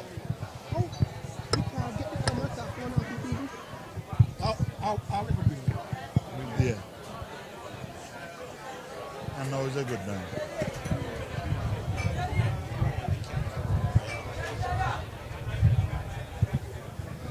They can call me on. Yeah. Okay. Quiet. Okay. Yeah, we're going to chill halfway.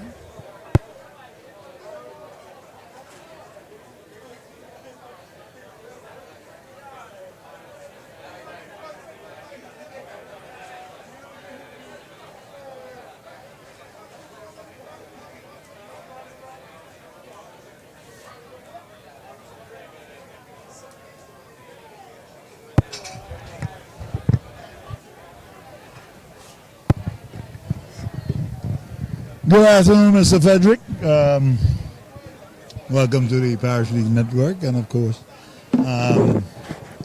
this is the second installment of the English Harbour Race, doing a fundraiser in conjunction with the LIBERTA Blackhawks. Now, you being the coach of the Antigua Blackhawks, it must be very, very disappointing for you, having had scores of 87 for 4 in the 8 overs. What are your thoughts? Do you think that you have a chance to still win this game? Yes, definitely. I still believe. We still believe. The most important thing is to trust the process and put the ball in the right areas. And we give ourselves the first. The power play is most important in this game. Once we get to the power play, with anything around the 20, we're still in this game.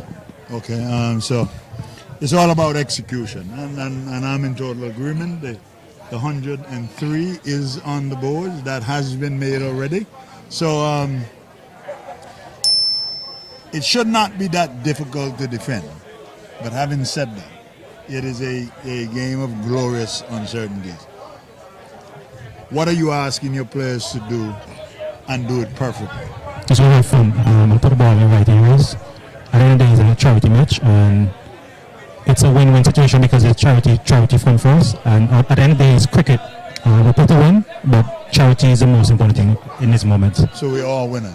Definitely. Thanks a lot, Johnny. Good luck. Okay. Thank you.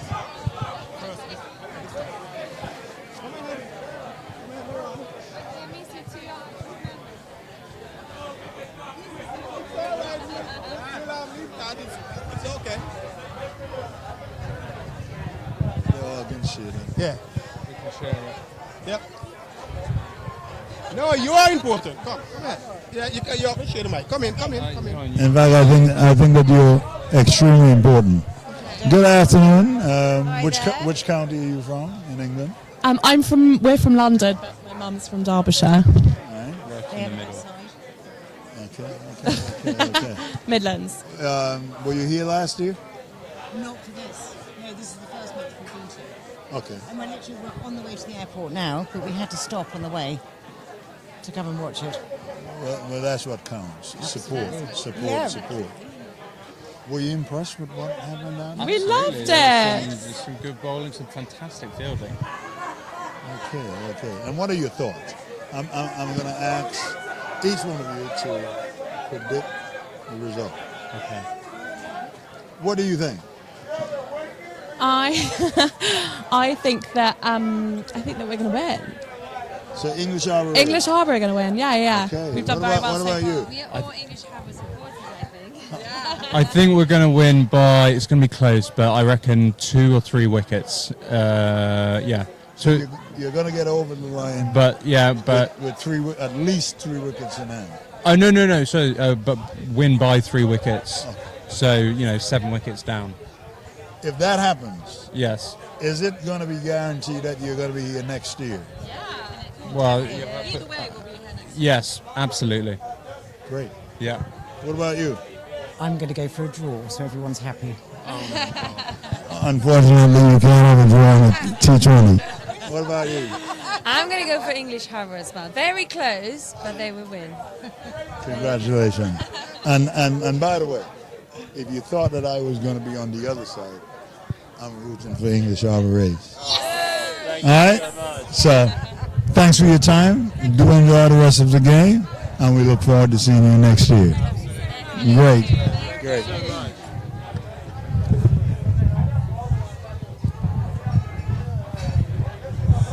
I'm here today with Bert Kirshner. Bert is the owner of Papa Zook's, in St. John's, that famous restaurant, the best steamed fish after Liberty Sports Club, the best snapper.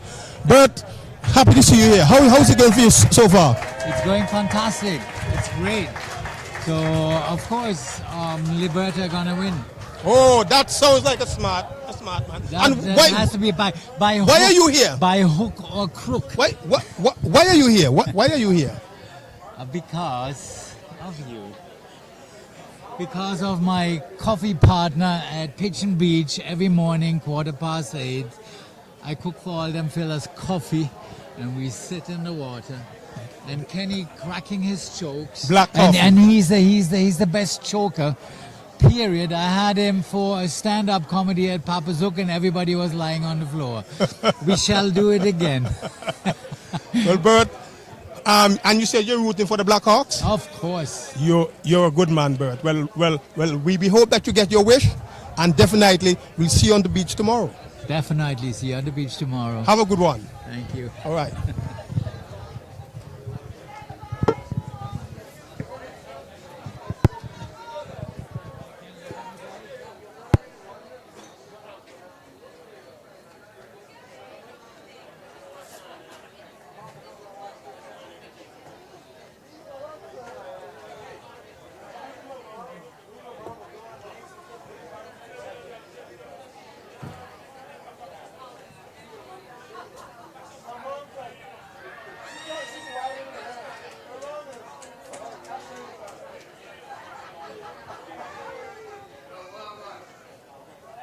The commentator needed the batting list.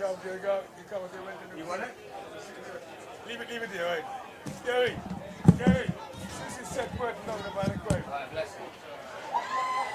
Oh, Johnny, we're setting them on the bullshit organizer, man.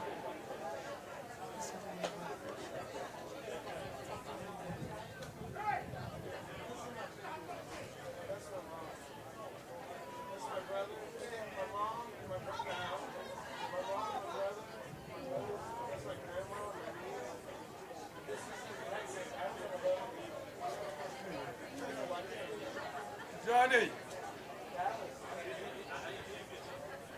Johnny.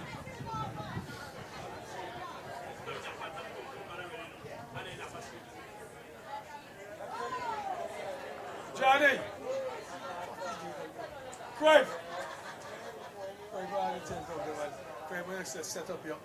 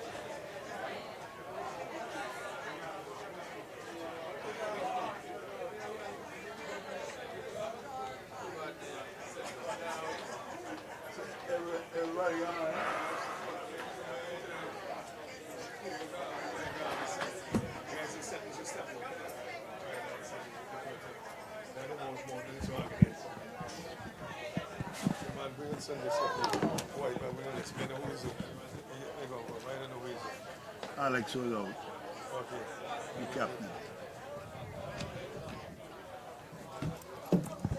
Are we on? Are we on? Yeah, I like this. What's on? Hey, look. Hey, put our headsets and see some company. Put our headsets up on. Step over this.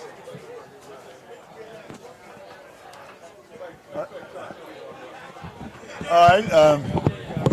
Oh, you can hear me. All right.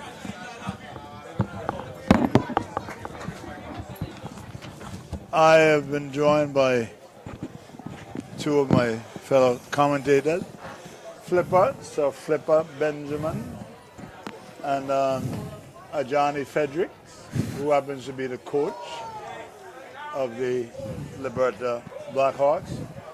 I think that no run has been scored, but they lost the wicket of Alex North. There's been a boundary struck. The first ball from Elroy Francis is over. Went for 4. So Square of the wicket. It's 4 for 1.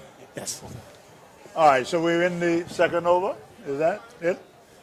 Flipper, you did predict that that this was going to be a pretty challenging total, but you know that with Darren Benta in the wicket, that it is going to be a challenge. Pitch pretty good so far, holding its own. And of course your prediction would suggest that the Blackhawks will get over the line easily. Flipper, looking at what has transpired so far. Does the English Harbour Rays, do they have a chance? Any chance at all? Of course, the ball is round. They do have a chance. Like you mentioned, Darren Benter, is a pretty decent player. What he would want is support from the other end. We saw that with the Blackhawks, where all the players were bowled out left, leaving Kofi James. So if Darren Benter can get the support, Alex, I think, was the first player who got out. He was probably one of the better players. So they're still in with a very good chance. It's just a matter of them, capitalizing on it. And that strike by Darren Benter looked to be carried over the fence. It only resulted in 4 runs. So the score is now 8-1. Lovely, fluent, good flow of the bat. And that's the type of player he is. He's a very positive player. He's going to try and finish this pretty quickly.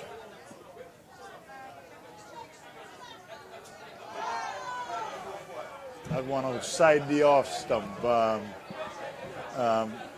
Forced into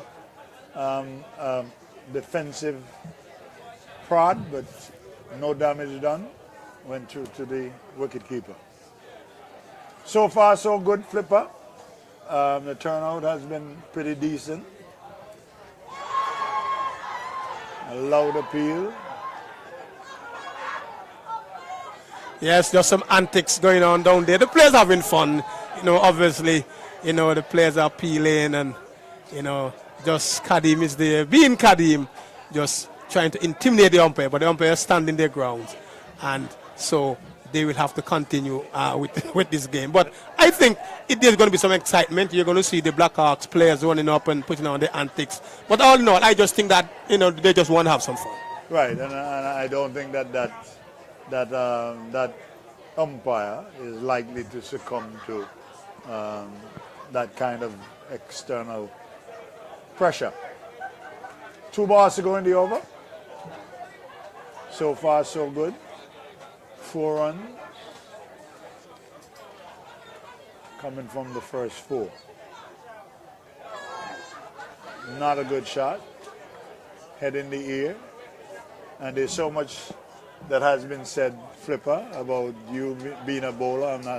I'm not expecting you to know, but there's this critical alignment with your head following through where the ball is.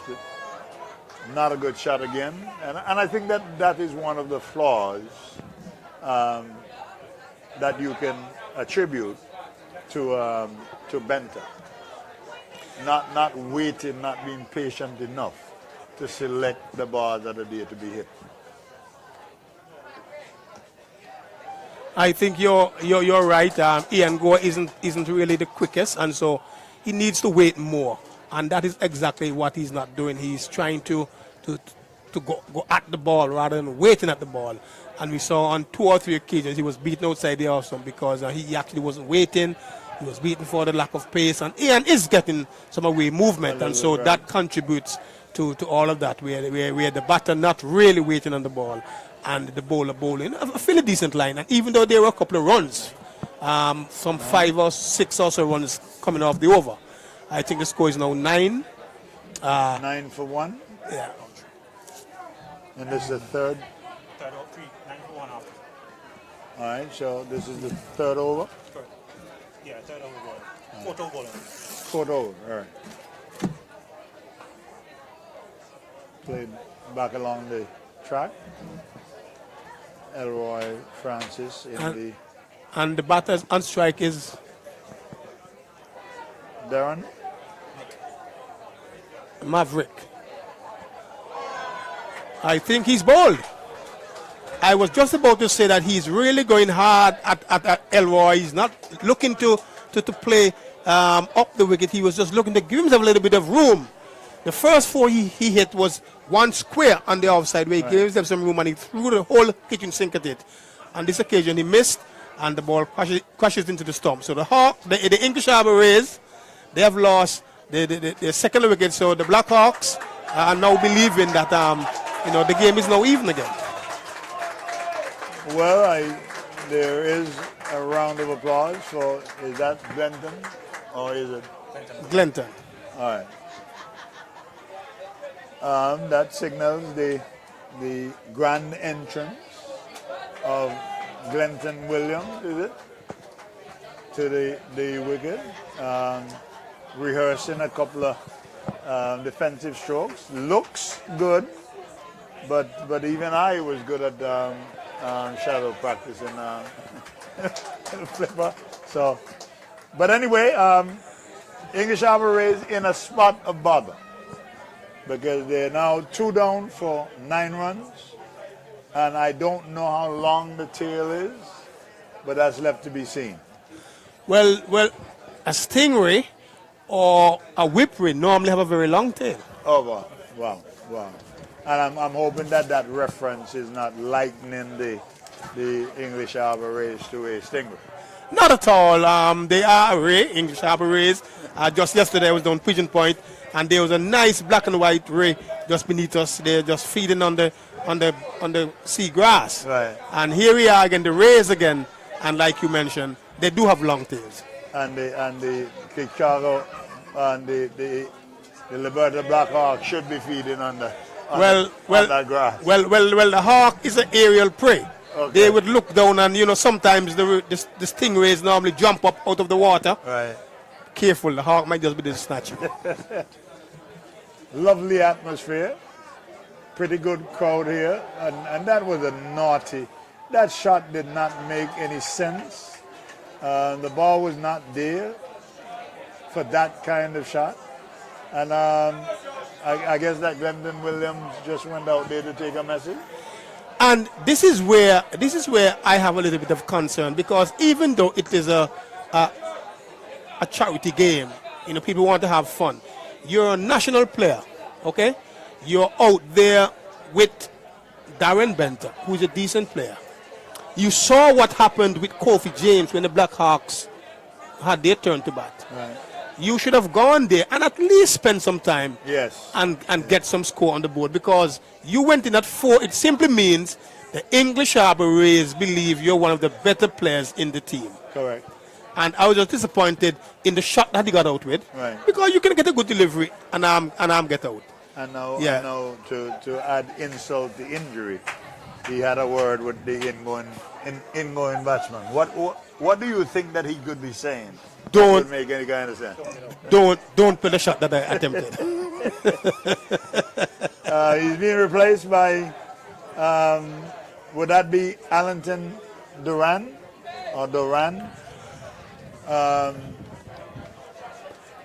What seemed as if it was building up to be an exciting finish is now at an anti-climax. The English Harbour Rays having lost 3 wickets for 9 runs.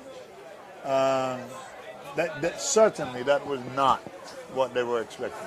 Certainly not. I believe that after Alex got out and then Benter started going, I would have think they wanted Benter to get some support.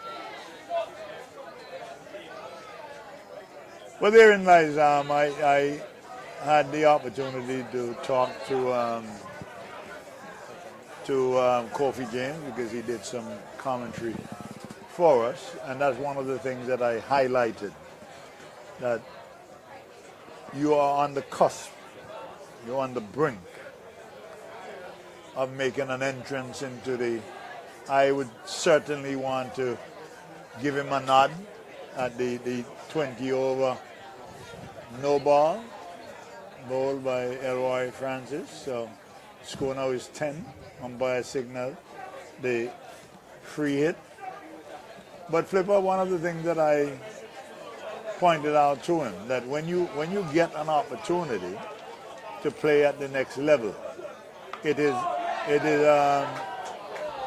more about you. You can think of the team. You must have that team concept. But you come first. I certainly agree with you. At that level, it is very important. It is your job, and you want to perform. There are going to be times when you may have to go in and try to go after the bowling quickly because the team needs it. But majority of the time, if you go and play your cricket the way that you accustomed to play it, it will only help the team. You cannot play for the team every time, or else you're going to be keep asking yourself, how do I perform? And by doing your thing, because that's what you were selected for. Right. By being you, by playing your game. So when you go there, you have to play your game. And like I said, there are going to be a time or two when the team requires you to maybe to be a little bit more aggressive or to be a little bit less aggressive based on situations. But that's only a small percentage of the requirements. I do agree with you, because if I was playing, my first allegiance would definitely have to be to me. Yes. And once my place is secured, then we can talk about that team concept. Put it in layman terms. A trumpet is a personal instrument. If you don't play it, who's going to play it? Exactly. I think that he should be guided, because too often we wait until the player gets to the next level to have these things outlined to him. And I'm saying that can be counterproductive. You need to have that honest conversation. Lovely straight drive, nice flow of the bat. That was a good shot. That was proper cricket. Yes. He didn't try to hit it too hard. It was a nice half volley, just a loosener from Charles, and he just stepped forward, not really putting a lot of weight on it, Right. and just pushing it. And it's a no ball as well, so that's 5 runs added to the Stingrays. Just caressed it down the ground for. Should we call them the Stingrays or the English Harbours? I think that is the English out race.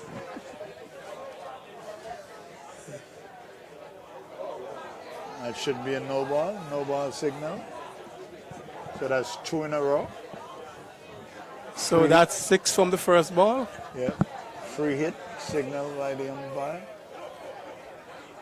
I don't think that he would have wanted to bowl that no ball to Darren Benter. No, he wouldn't. I don't think he knows Darren Benter.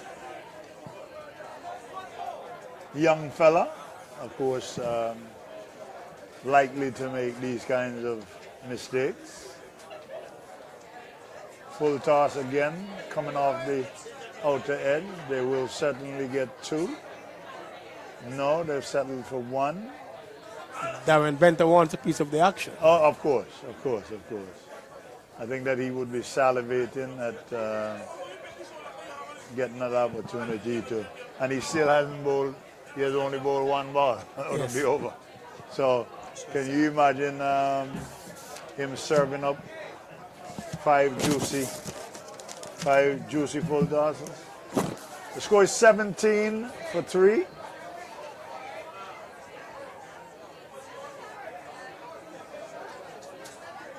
That is not going to have the legs to go into the boundary. And of course, Benter wanted 2. Score is now 18. 19. 19 for 3. And this is the fourth over, still in the power play. The youngster has bowled 4 no balls. Is he a part of your? No, he's just, I think this is his second time here. His dad brought him over, said that he plays some cricket for grammar school. He lives in John Hughes, and so he wanted to get involved, and so he was invited to come over. Good. And I think that we can look forward to seeing better things. The run-up looks okay. The delivery looks okay. Everything seems to be aligned there, Flipper. Maybe some hope. Well, like you said, his approach is okay. I think it is just a matter of confidence and just understanding what is it that he needs to do. It seems to me like he bowls a little bit out of the back of the hand as well, and so that is sort of something to look at. Okay.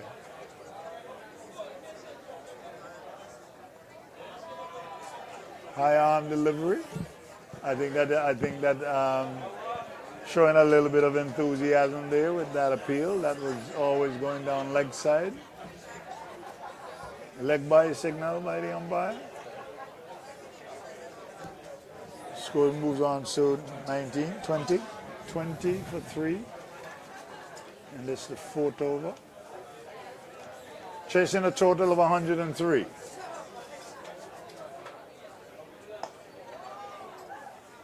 Driven down to cover. I think that Benta would be a little mad at himself. A full-blown full toss. And I must say to you, Flipper, that on a Sunday I would be home watching the NFL. So this is not a good day for me. Because I don't miss the game. And I don't want you to ask me who is my team, because my team lovely shoved the slope. And that one is going to go all the way. 6 runs. So the score moves on to 26, Flipper. Still not looking threatening, because they are miles away from 104. But I guess every mile takes the first step. I think once Belter is there, anything can happen, because he's not going to be there and not scoring. True. So I think once he's there, the Rays are definitely in with a chance. Another full toss. And what if there's something that could be said from the approach by the youngster? He's trying his best to bowl the ball full length and not short. So there is some saving grace, because what I would want to see is that there are more full tosses than you have short balls. Because a lot of people will have problems playing full tosses, especially if there's a little bit of movement. Everybody, almost everybody, can get away a short delivery. Yeah, certainly. I believe that he is delivering the ball from nice and high. That is very good. So he gets the ball up. Obviously, what we're not seeing, and this is a little bit technical, Clive, his upper body isn't ahead. So, Right. so he isn't falling forward. He's standing nice and straight, which is very good. Right. Very good balance. And I think this can be fixed just for him to understand what is required Yes. to do. Yes.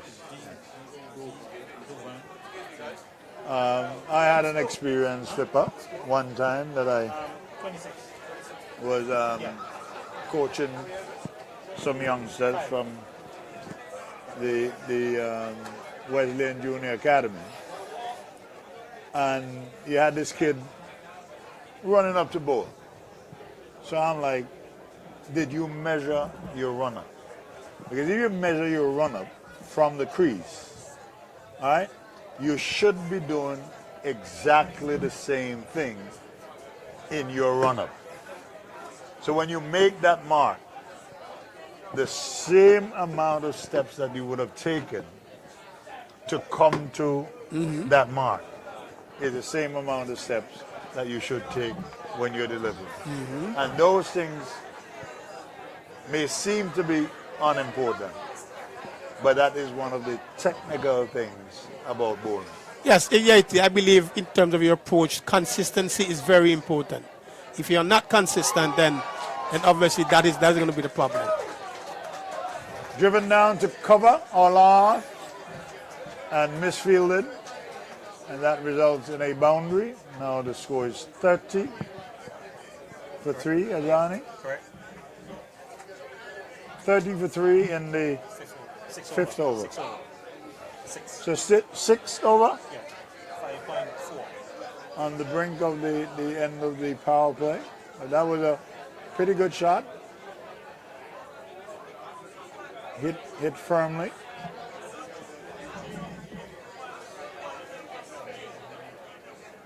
So you're going at 5 and over. And the required run weight is just about 5 and over. So they have not fallen woefully short of the required run rate. So I think that the English average, and with Benta still being there, if they can get an explosive over or two, I'm talking about getting 20 runs, I think that they would be in for it with a chance. I think Darren Benter is the key here. I believe once he's at the crease, you should see them getting very close or even winning this game. But once he gets out, I think the Rays will I think they will expose their tail. Not time, but enough to pierce the gap on the leg side. And that one being struck down to wide long off results in a 4. So 34. Score is now 34 for 3. And what is Benter's score? Benter's 14. Oh, he must. I'm saying he must be salivating now. I mean, we know that the youngster is gonna bowl full deliveries, so he can almost be set in his stance. This is going to be an interesting over. Down to mid wicket. I don't think he's going to. Yes, good save by Ian Gore. Ian Gore, one of the veterans. And we see another Gore here.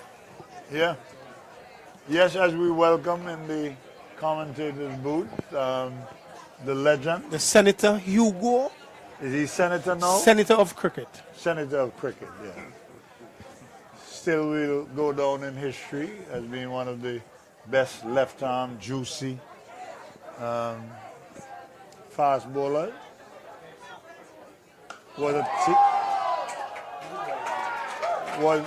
teammate of mine. Had some great time. Wonderful gentleman. Flipper. Yes, he is.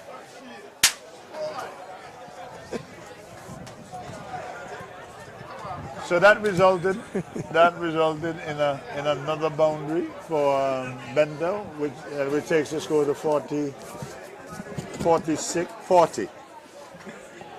3. And this is the 5th over. 7. The 7th over. And 3 balls to go still? Correct. 3 balls to go. So I'm saying that if Benta can score another 12 out of this over, I think that the LIBERTA BLACKHAWKS would now have to stop the bleeding.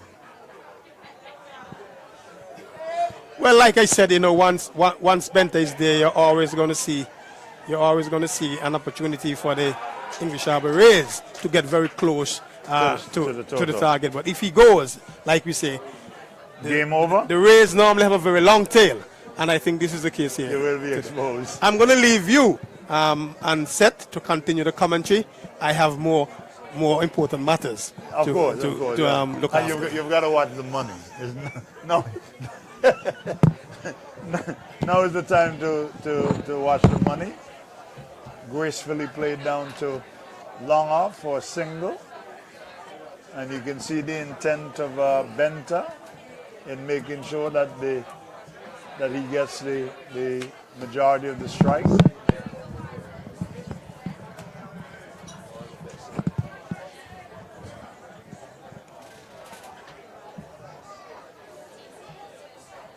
Last ball will be over. Full toss, swung at. A no ball again, Quaife. Completely missed. I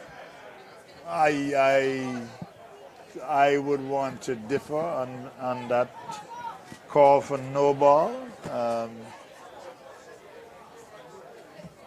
But anyway, the umpire's signal is final. But that adds to the total.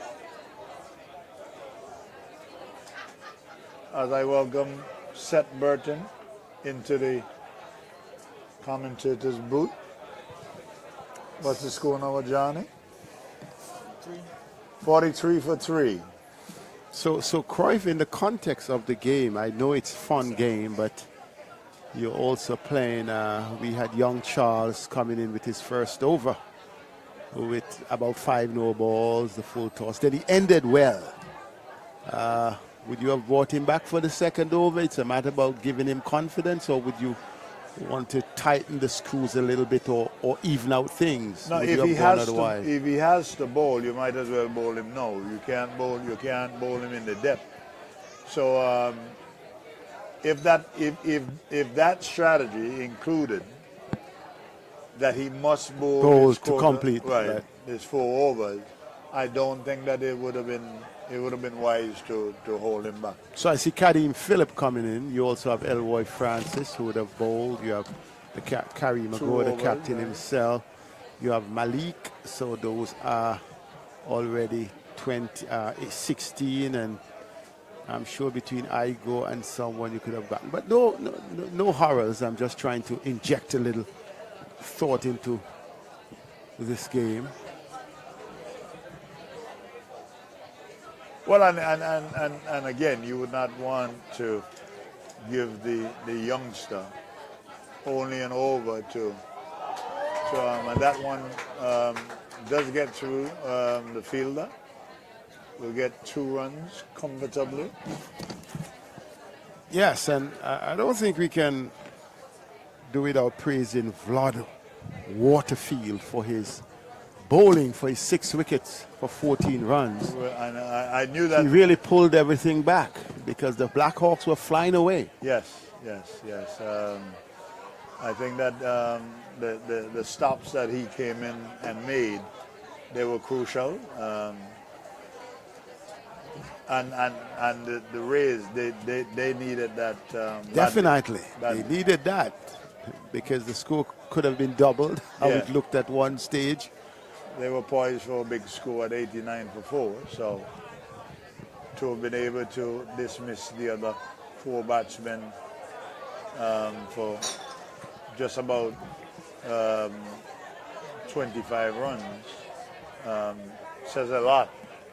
It does. To the bowling effort of the guy from the Vlad Waterfield, a slow left armer. Now we see another slow left armer, more orthodox in Kadeem Phillip. Oh, he believed he would have taken the edge, but the ball may have fallen short of the wicket keeper. You see these veteran players having so much enthusiasm. Kadeem Phillip, and earlier we saw Ian Lombus go about 60 years of age, sprinting around the mid-wicket boundary. I'm just above 60, he would not be 60 yet. he did look rather old, straight down the ground.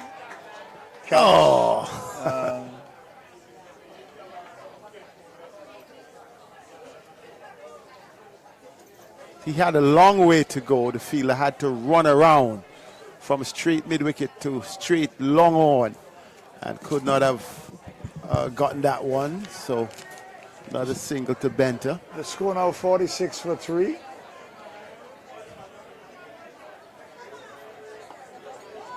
Played gingerly down the ground.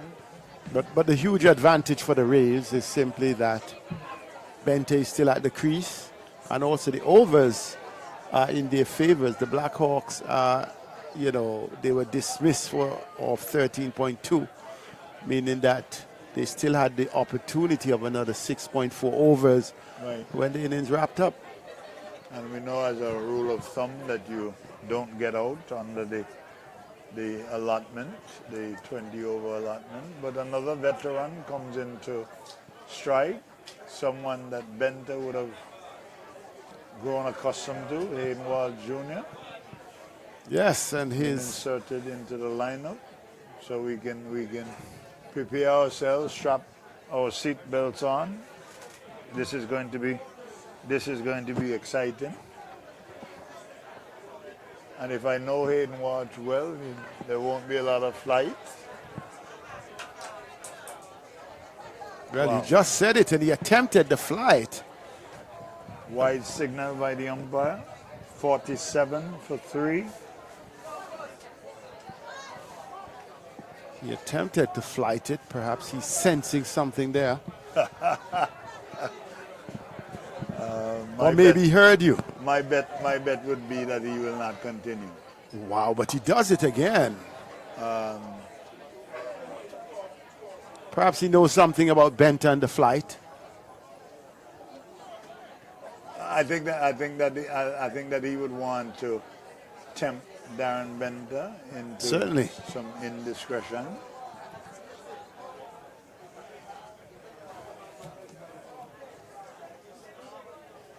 But I want to commend the playing across it. Good shot. They will pick up at least 2 as Goa had to move from a straightest long on to almost a mid-wicket position. And the batsmen were able to... Well, in our talk, the batter can say I've picked up 2 international runs. Yes. That is going to fall short again. Oh. In the air for a while. Benta has opted to only take a single. Well flighted again. That one taking the outer half of the bat. But like I was saying,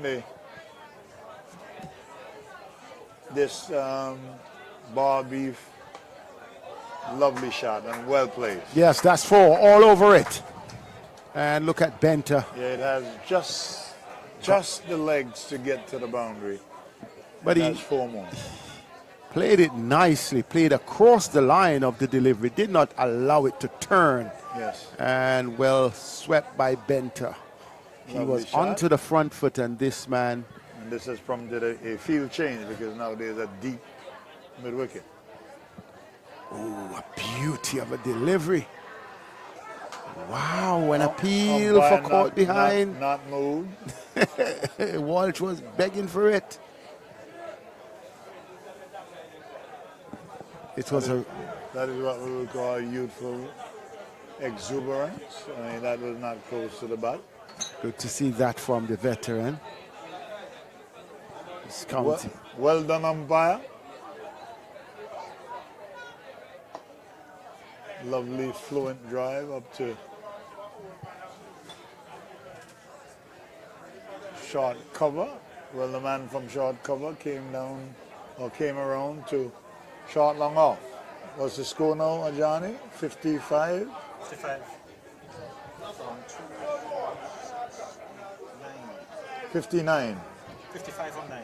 55 from 9. Not bad going. No, they're going at the required. They're going just about 6 runs per over. And if they're chasing 106, therefore they are well on the way. They're ahead, not necessarily at this stage, because after 9 overs, the Blackhawks were 92 for 4. But then So they were the exactly drama 50 started. All right, they were exactly 53 runs behind. Yes, Or they're 15 pretty 53 close. runs, right? Yes. Pretty close encounter. They just need to rotate strike and Right, I don't think that many would have expected with the very, very slow start, losing 3 wickets by the English Harbour Rays, that they would have done such a good repair job, and now may actually be threatening to overtake that total. So the umpire is signaling to someone, the square leg umpire, or I think it's the player who is off the field.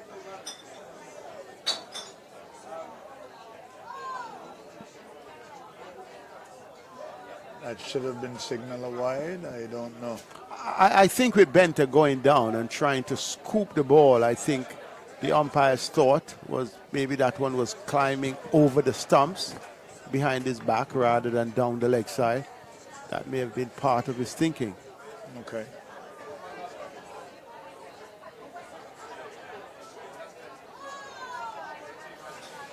But I was commenting on the wonderful job that the people from the LIBERTA Sports Club has done to maintain the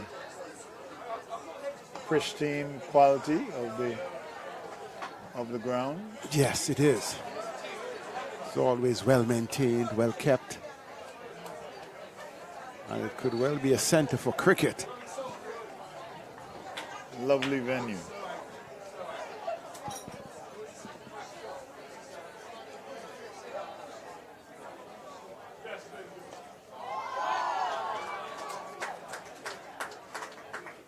That was well fielded. Elroy Francis Jr. I think that it ended well, but not an orthodox approach. You must cover the boundary set with your body.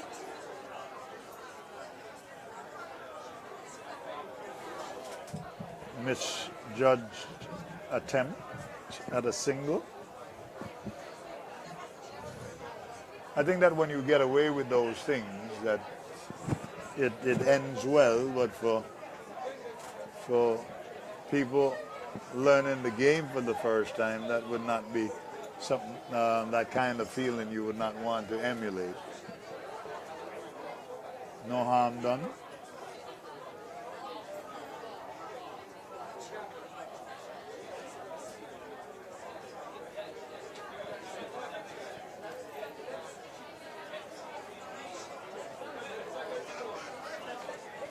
That's gone. That's gone. That's a huge one. Nice, juicy full toss. And Benta happily capitalized on it. I think that there's going to be a break. Was that the 10th over? Correct. Ajahn? Yeah. Yes. We're halfway through the innings. This is not the orthodox taking of drinks break. The players will, at least most of them, will come off the field. What is the score now, Johnny? 63. 63? Yeah, 10. 63 from 10.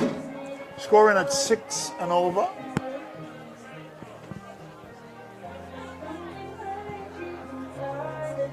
And I would remind your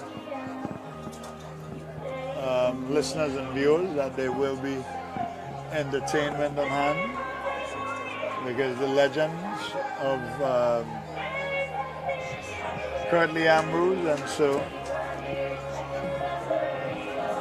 Richie Richardson will be entertaining us after the game.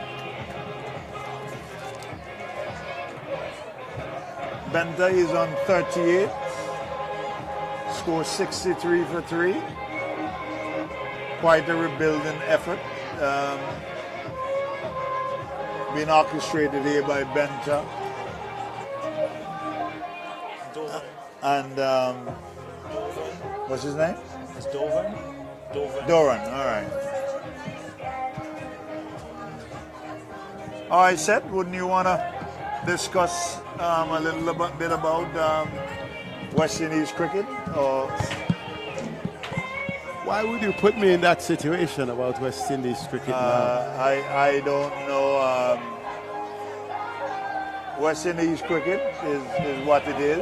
I don't think that should not have been. It should not have been what it is. I don't know. Why do you think that it should not have been when I will clearly say to you that this started when the West Indies cricket team that was winning almost all the time. No effort was being made to merge young blood into the team, just like other test playing nations will do on a regular basis. So it was as if we were saying that Viv Richards, Roy Fredericks, Kali Sharan, all of them were going to play into infinitum. And that's where the mistake was made, and unfortunately, that has caused the demise, at least in my view. But if we're looking at that, we're going back 50 years, right?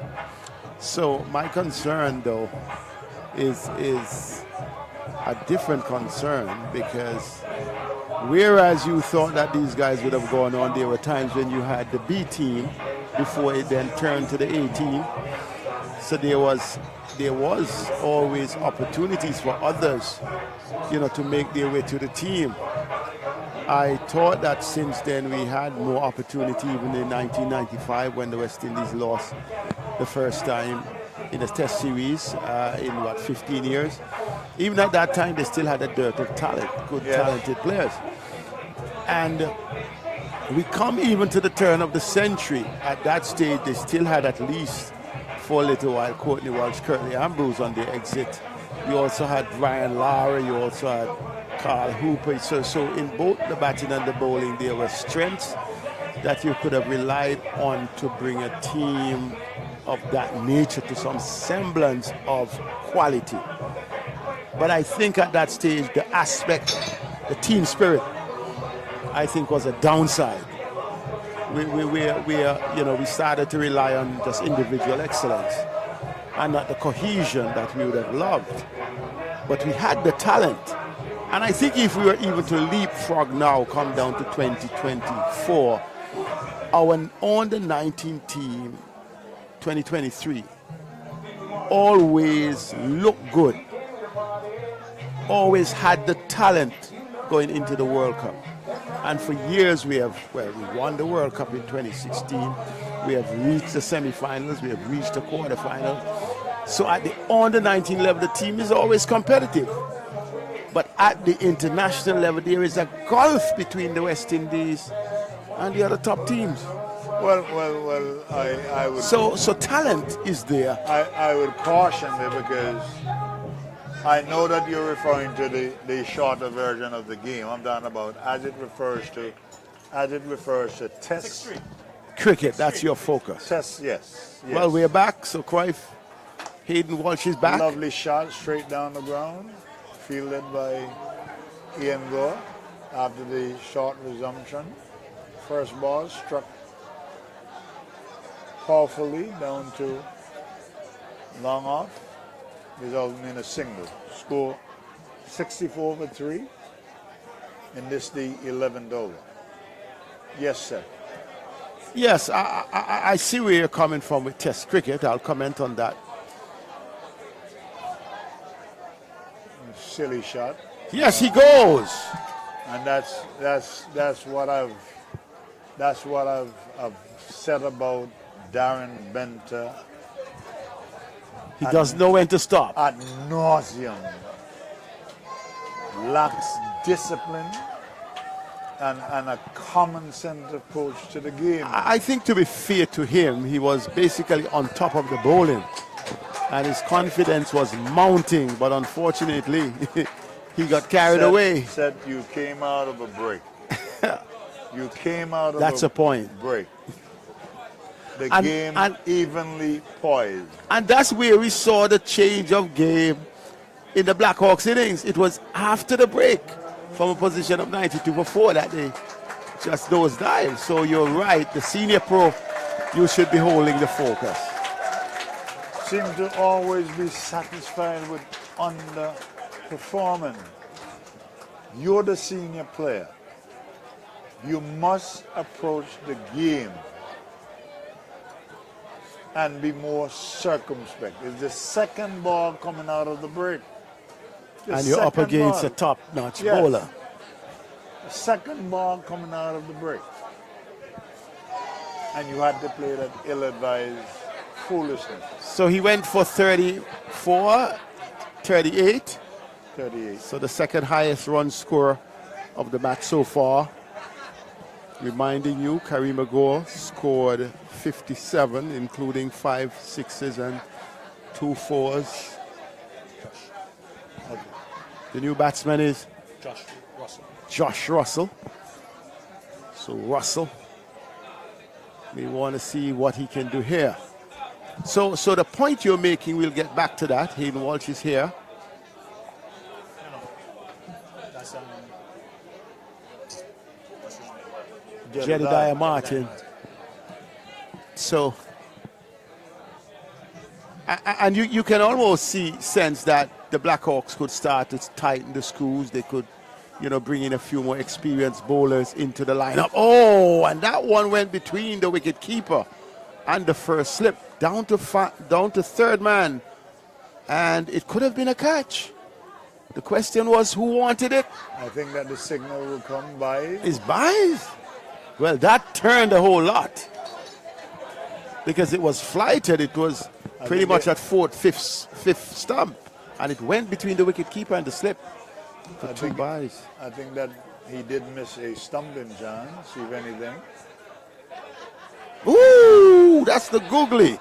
What a last two deliveries. One ripped and went away, the conventional leg spinner. And then when the batter thought, Jedediah Martin thought that he was going to thrust his front foot forward, the ball spun into him. What a googly. This is really top class stuff. A good bounce, good purchase. Ooh, another one. Well, this is a different complexion of the game. Perhaps after the break, they're saying let's start to play a little more serious, because what the three deliveries we've seen from Hayden Walt Jr. and the batters are now, well, that completes the over number 11, over in which they got the wicket of Durant Benter, and the score is 65, is it? 65 for 66 for 4.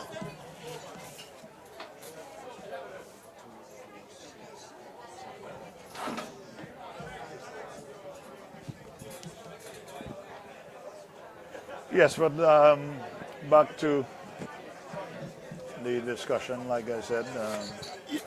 To be fair, the focus is on Test cricket. I don't think that, even though we have our 4-day championship, I don't think, not that it's not catering for Test cricket, don't get me wrong, but I think even the time in which you would have your 4-day cricket versus the time you're having tours, there is a huge disconnect in terms of how these tournaments are run. We're coming to the tours at the latter end of the year. Our 4-day cricket would have been played months ahead, and that continues. A catch with, oh, that was an awful miss by the youngster at backward point. Well, in all fairness to the ICC and the scheduling, the scheduling would suggest that if you have scheduled games in the different territories, all you have to do is to alert the ICC, and they will do their best to... Right, so I can't blame the ICC because they have a future tours situation out there who I think should be taking responsibility, the domestic operations where you align according to what is happening outside. You don't expect the top is going to align with you. So once you have gotten your schedule, you may say, hey, these are no longer fixed dates, but everybody's paid as a professional. We're making these adjustments to ensure that we have informed players, not players coming from T20, all of a sudden leading a team, and players coming from the... You need informed, focused players to be going on test tours. So that's part of the challenge. I have even heard that they should be playing 5-day cricket. If the games can't last, will hardly last for 4 days, what would be the sense of playing for 5 days? And I think we need to run some stats on those in terms of the length and how many games end in draw. If we were having a number of games ending in draw, then you could make that assertion. But there is no, it's baseless. If you're having most of the games finish in 3 days anyway. Right, and within the 4 days. So that's a lovely shot. That came really lovely shot. Meat of the bat. Really lovely shot. 4 runs. So that came out with a bang. Score is 72, 73, 74 for 4. Game is getting close. Very, very close. Well, I think the Rays are ahead. The Rays would have inflicted some wound to the Blackhawks in the Well, it all depends their on what innings. you have in the cellar. Well, that's true. That's true. If they do get a big over in this one, then I think that the Liberta Blackhawks will be in a whole lot of problems. 64 for 4. 74. 74 for 4. You're talking about 19 more runs to draw level. 29. Yes, 29 runs. I don't know what's up with my mat today. Comfortably forward. No runs. I think that they've decided to see off Hayden Walsh Jr. Oh. Playing across the line again. Had it been the correct approach, he could have played that ball straight down the ground. Precisely. An easy boundary.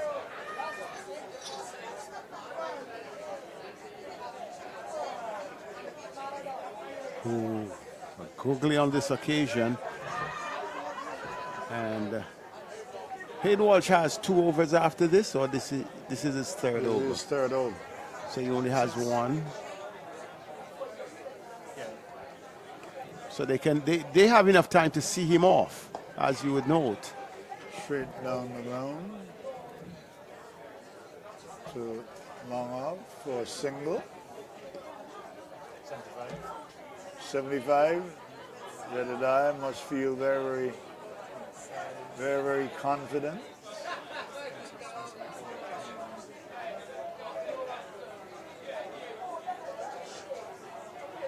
That bowl him. He's bowled. Had to be. By a beauty. Playing across the line. That's the one that went straight through. So it's good to see. We're seeing 3 different deliveries in this over. His stock delivery, the leg spinner, the googly, and then the one that just slid through. And I think at the end of the day, a good innings coming to an end. Hayden Walsh Jr. striking a vital blow. As you say, it would be good to see who are in the shred that was for the Rays. Alan, that Dover. 22, how many boundaries? 3 boundaries. 3 fours in his 22, quite breezy 22. That really tilted the balance and provide good cover for Benter, and then took it on a little bit. And I think, yes, some pretty good shots. some classic shots. What was done by a very good delivery from Hayden Walsh Jr., who has taken both wickets after the break.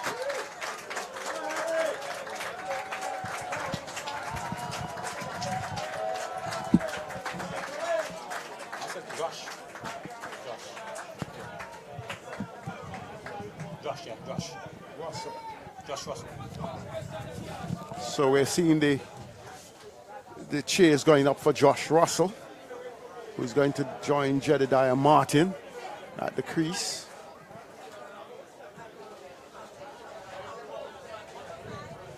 You spoke about the picturesque view here. Liberta, the ground, the surrounding, you see all the trees, the lovely cool valley here at Ball Beef.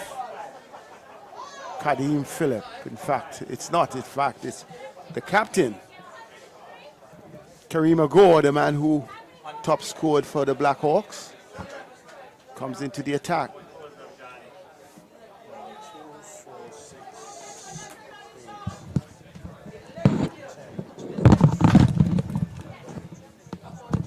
One coming off the edge, going down to the second set. That one in the air, he's going to be caught. Elroy Francis. And we may be seeing the end to a pretty exciting game. Jedediah Martin caught by Elroy Francis off the bowling of Karima Gore. So the captain Alex giving some instructions to the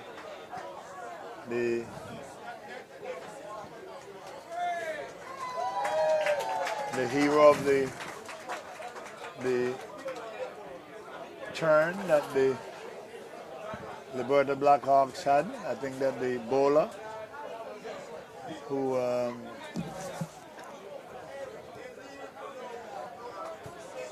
what we're having here, Cruyff, we are seeing a resemblance of what transpired in the Blackhawks innings. After the break, the tumbling of wickets. Since the break, we have had 3 wickets within the last 2 overs. And it started with the Benter. Irresponsible batting of. It seemed like every time that I have watched or I've had the opportunity to the hero of the. What's the matter? So it looks like Valve Weatherfield, the hero of the bowling for the Rays. In fact, he got 6 wickets for 14 runs, and he may be able to come up with the Man of the Match award. Can he pull this off? Totally destroyed the Blackhawks in their innings. But like I said, it seemed like every time that I've had the opportunity to watch Darren Benter. I mean, he's not lacking in talent. Not at all. In fact, he's an outstanding player, talent-wise, and also a very enthusiastic player and a natural athlete. Every time that I've seen him, when he played for Bethesda, when you would say, well, this is when he's going to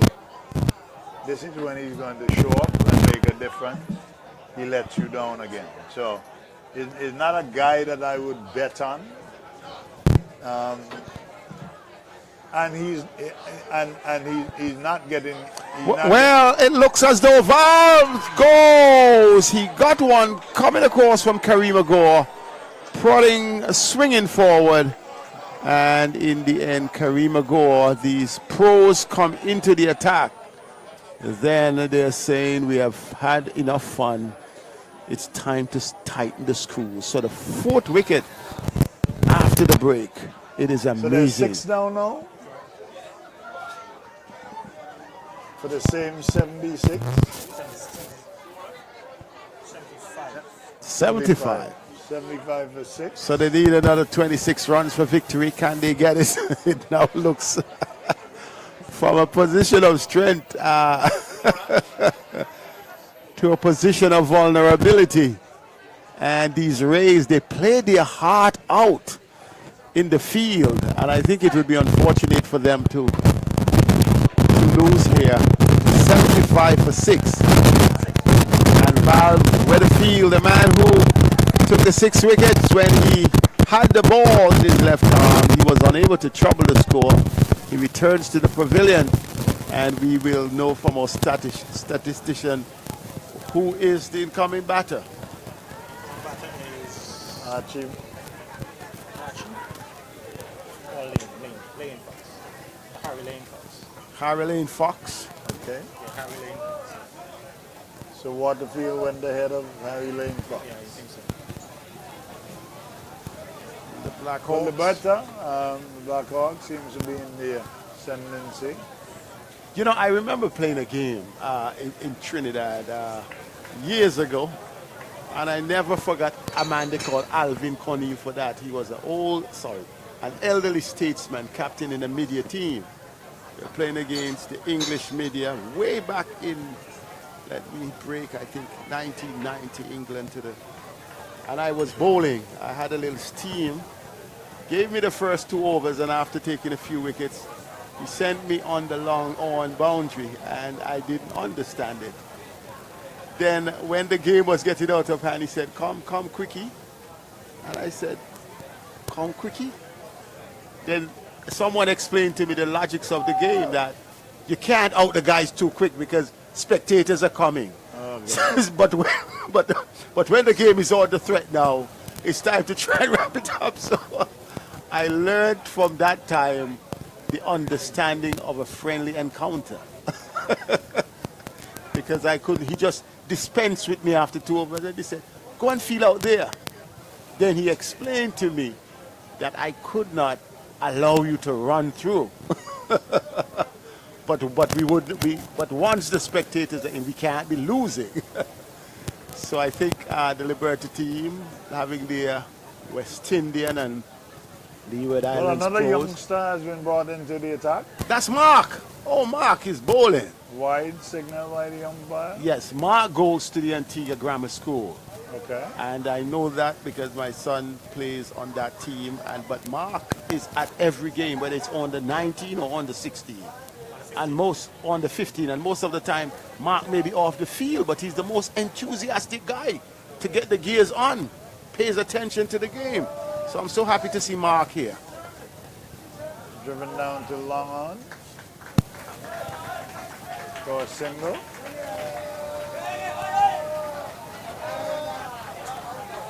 Receiving a standing ovation for that single, as if they did not expect him to score at all. Quite, I'm excited about this sort of environment and the enthusiasm of the spectators. I think if we could create this, not only, intermittently throughout the year, I think there would be something special. A chance for another catch. Mark gets the wicket. Mark gets the wicket. And the second catch to the youngster, Terence. At a short back of the square position. Wicket number 7 goes. They're all tumbling after the break. So we want to ask, is it water or was it water in the bottle that they were drinking like the Black Hawk? Certainly not water. It's a water break, not a drinks break. I'm asking because something is strange today. After the break, and you were speaking about Test cricket at the West Indies. Usually, you go to sleep and they're at an okay position, and then you're wondering what happened the next morning. That has been going on for about 10 years. This has taken to the English hour race to their credit. This has taken a little longer than the West Indies would normally take to go into collapse mode. Good effort, like I said, good effort by the score was always going to be challenging. I still say that if I had to attribute blame, if I had to 76. put blame on any one particular player for the English race, it would definitely be Darren Benton. Oh, you're hitting the senior pro hard. He would tell you that he top scored, but you're saying take it home. That's what you're saying. Well, take full responsibility. Well, again, okay. If that is what you're telling me, if that is what you're telling me, it tells me that 14 overs, 76.8. What is your prediction, Coy? 6 overs. Let me to take get another 26. Let me take a closer look. But it's less than 5 runs per over, so it is gettable.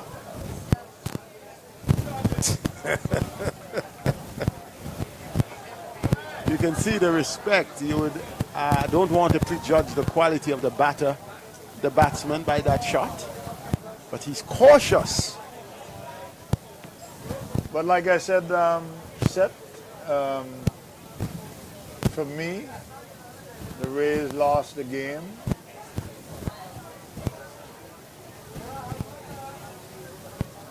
So you have counted them out? Like I said, I would have to take a second look unless they've got something coming out of the cupboard that we would definitely not expect. I think that the Liberta Blackhawks in the end will win this game comfortably. So Johnny will tell us the take on the current. Still affairs. 76 for 8. He missed that completely. That was, and it will not get any juicier than that. So if you miss that juice, you may well be missing the tea. Yeah, exactly. That should have been coming from over the long on. In fact, not even the long on. You could have even backward of square over the boundary. This looks like Played straight down the ground for a single.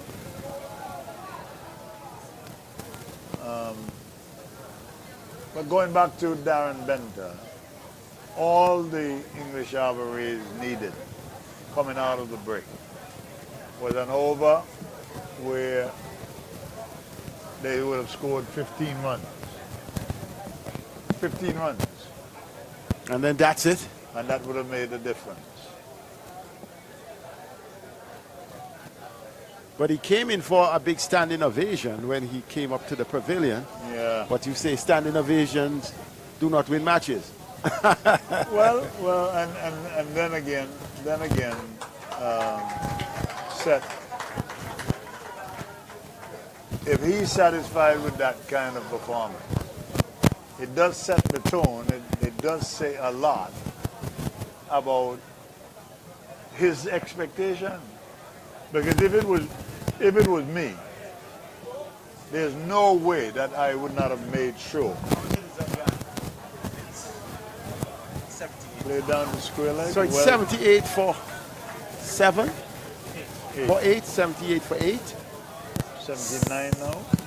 79 for 8.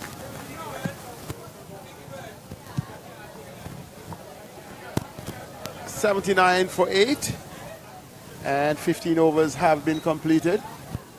So 5 overs to go. That makes it 30 deliveries to go.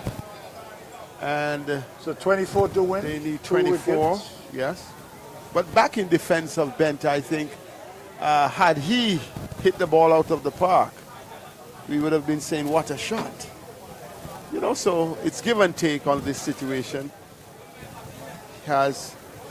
But as you're saying, take it as far as you can, knowing that you are the pillar on which the team's success may be built. So Kareem Agor, oh, he's bowled. Wicket number 9. Playing across the line again. It looks as though they may not get to 90. 78 for 9, 79 for 9. Doesn't look as if they're going to be getting to 80. 90 is a mountain to climb. And the batter departing. Josh Russell. And in comes the final batter. Archie, the final batter. So the prospect score, if it's not looking good for the Rays, the Rays weren't able to sting the Blackhawks. The Blackhawks, they were flying well. Then they had their wings clipped. And they were heading down to the ocean. The Rays were swimming towards them to have a good meal. But somehow the indomitable Blackhawks have clawed their way back. The senior pros have taken up their rightful position, and they have combined with the young Turks to keep the young Hawks, to keep the Rays at bay. So Archie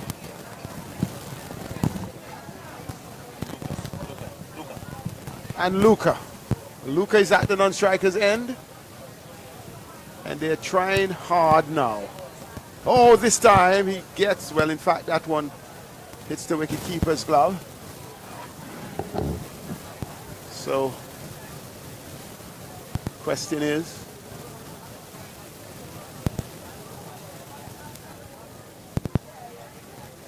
can they get the 26 runs needed?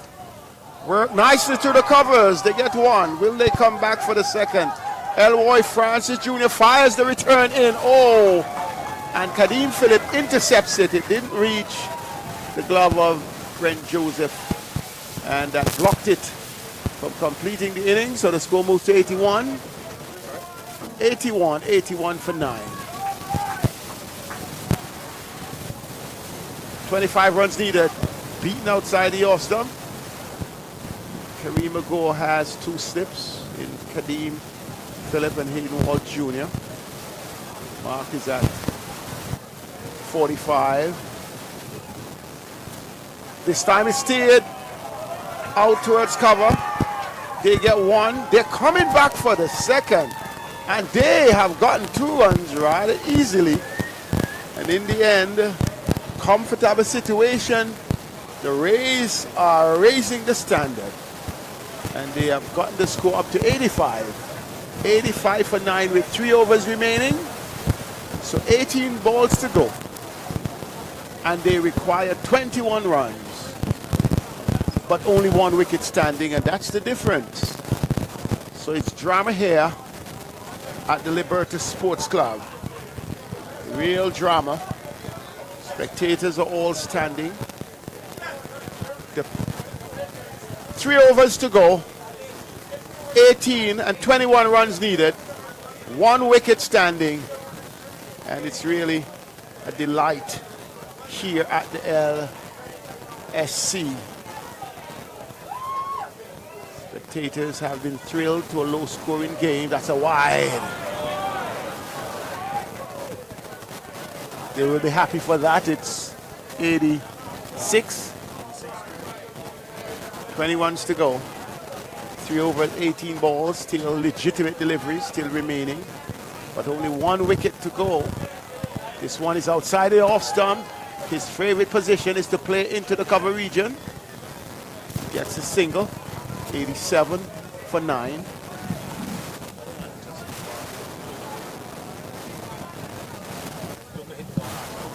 Here is Archer, his ball, and it's all over. Archer getting 1, pitched up.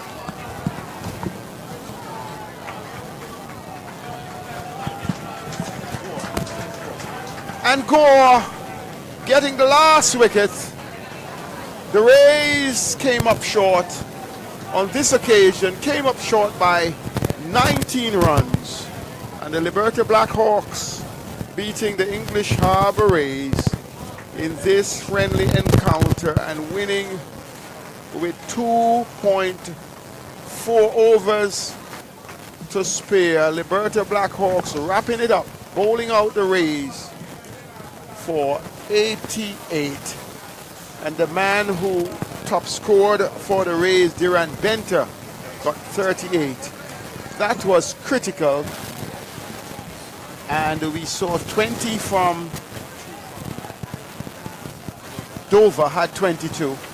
The wickets were sheared here. Hayden Walsh Jr. and Kareem Agor doing well. Walsh Jr. Breaking the back after the break with 2.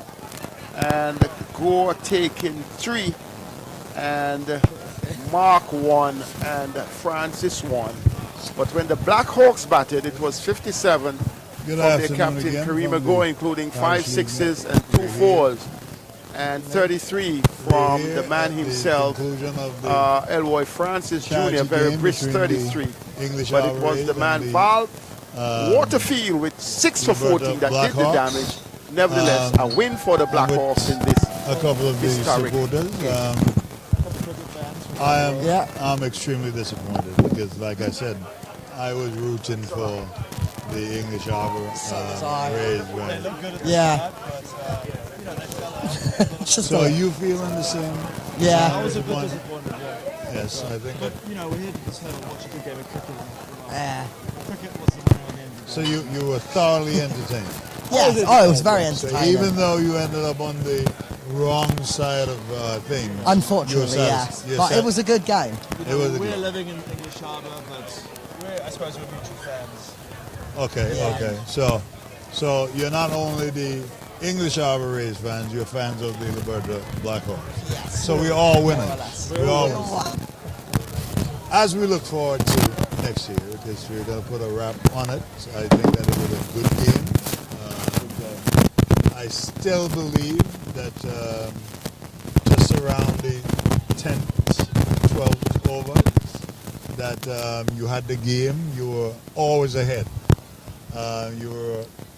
It was a 5 runs per over, which is always manageable. The middle batsman order and the red team, they seem to have a real good start there. Yeah. Right, And it was hard okay. to come back from that, wasn't it? Okay. It was just boundary after boundary. Right. And so you're very enthused because next year it will be even bigger and better. Now, the series so far, the LIBERTA BLACKHAWKS is leading 2-0. Oh, wow. But you would have grown accustomed to it because the Ashes, you were down 3-1. Was it 3-1? Yeah. Quickly. I'm an Aussie, so, you know. Oh, okay. I'm English, but yeah, 3-1. You're on So we're used to being on top. You're on opposite sides of the spectrum. All right. So, going forward, we know that the support has been great so far. Certainly. But we do intend to make it bigger and better. And what we would want, I'm going to hold you to it because I'm good with remembering. You can't deliver on. All right. That's Well, what I was told. I don't want you to make a promise. I want you to say to me that you're going to do your endeavor best to secure sponsorship for this next year. And I'm going to hold you to it because, like I said, I'm good at remembering faces. Yeah. Okay? So, next year, it's going to be bigger and better. Enjoy yourselves, and it was nice having you at the LIBERTA BLACKHAWKS cricket ground. It's been a pleasure. You're welcome. Thank you so much. Come on, Alex. And we have another gentleman here. What's your name? Luke. Luke, are you disappointed? Well, I mean, you know, it was a great game of cricket. Got a lot of people out here enjoying the day. It's a shame about the result, but, you know, cricket was the winner at the end of the day. Do you live in Antigua? No. Well, can I disagree with you? Cricket wasn't the winner. Blackhawks was the winner. You can get technical about things, well, yeah, but, you know, in the spirit of the game. But you are having a good time, though. Had a great time. Good to see you, and we hope we see you next year when the Rays come back. We have the comeback And that comeback game. One thing I found out, I was diving at Pigeon Point the other day, and I saw a stingray. It was really diving. And one of the commentators said today when the Ray was losing wickets, they said, look, the Rays normally have a very long tail, so we have to be very careful. And, Alex, how are you doing? I'm doing good. I'm doing good. Tough loss, but it was close, wasn't it? And a lot better than last year, I thought. I think that the scores were a whole lot closer, but you must be very, very disappointed with your own performance because I was rooting for you. I know. I thought that you were going to be the anchor out there. So you must plan to stick around a whole lot longer next year. That is the plan. So it was always the plan. That plan is way advanced. But it was a good game. It was a whole lot of fun. You came close. We came close. With no cigar. With no cigar, exactly. No, But it was, you can't have a drink at the bar. Yeah, there you go. And you're riddled. You're poet and you don't know it. Yeah, it was good fun out there regardless. Vlad taking 7 wickets was awesome. That's what I said, brother. Yeah. Trust me, we got it. Thank you, Alex. Anyway, thank you. Enjoy what's left of it. Yeah, See you next year. See you next year. All right. You'll be head of party, won't you? Yes. Yeah, of course you will. Thank you.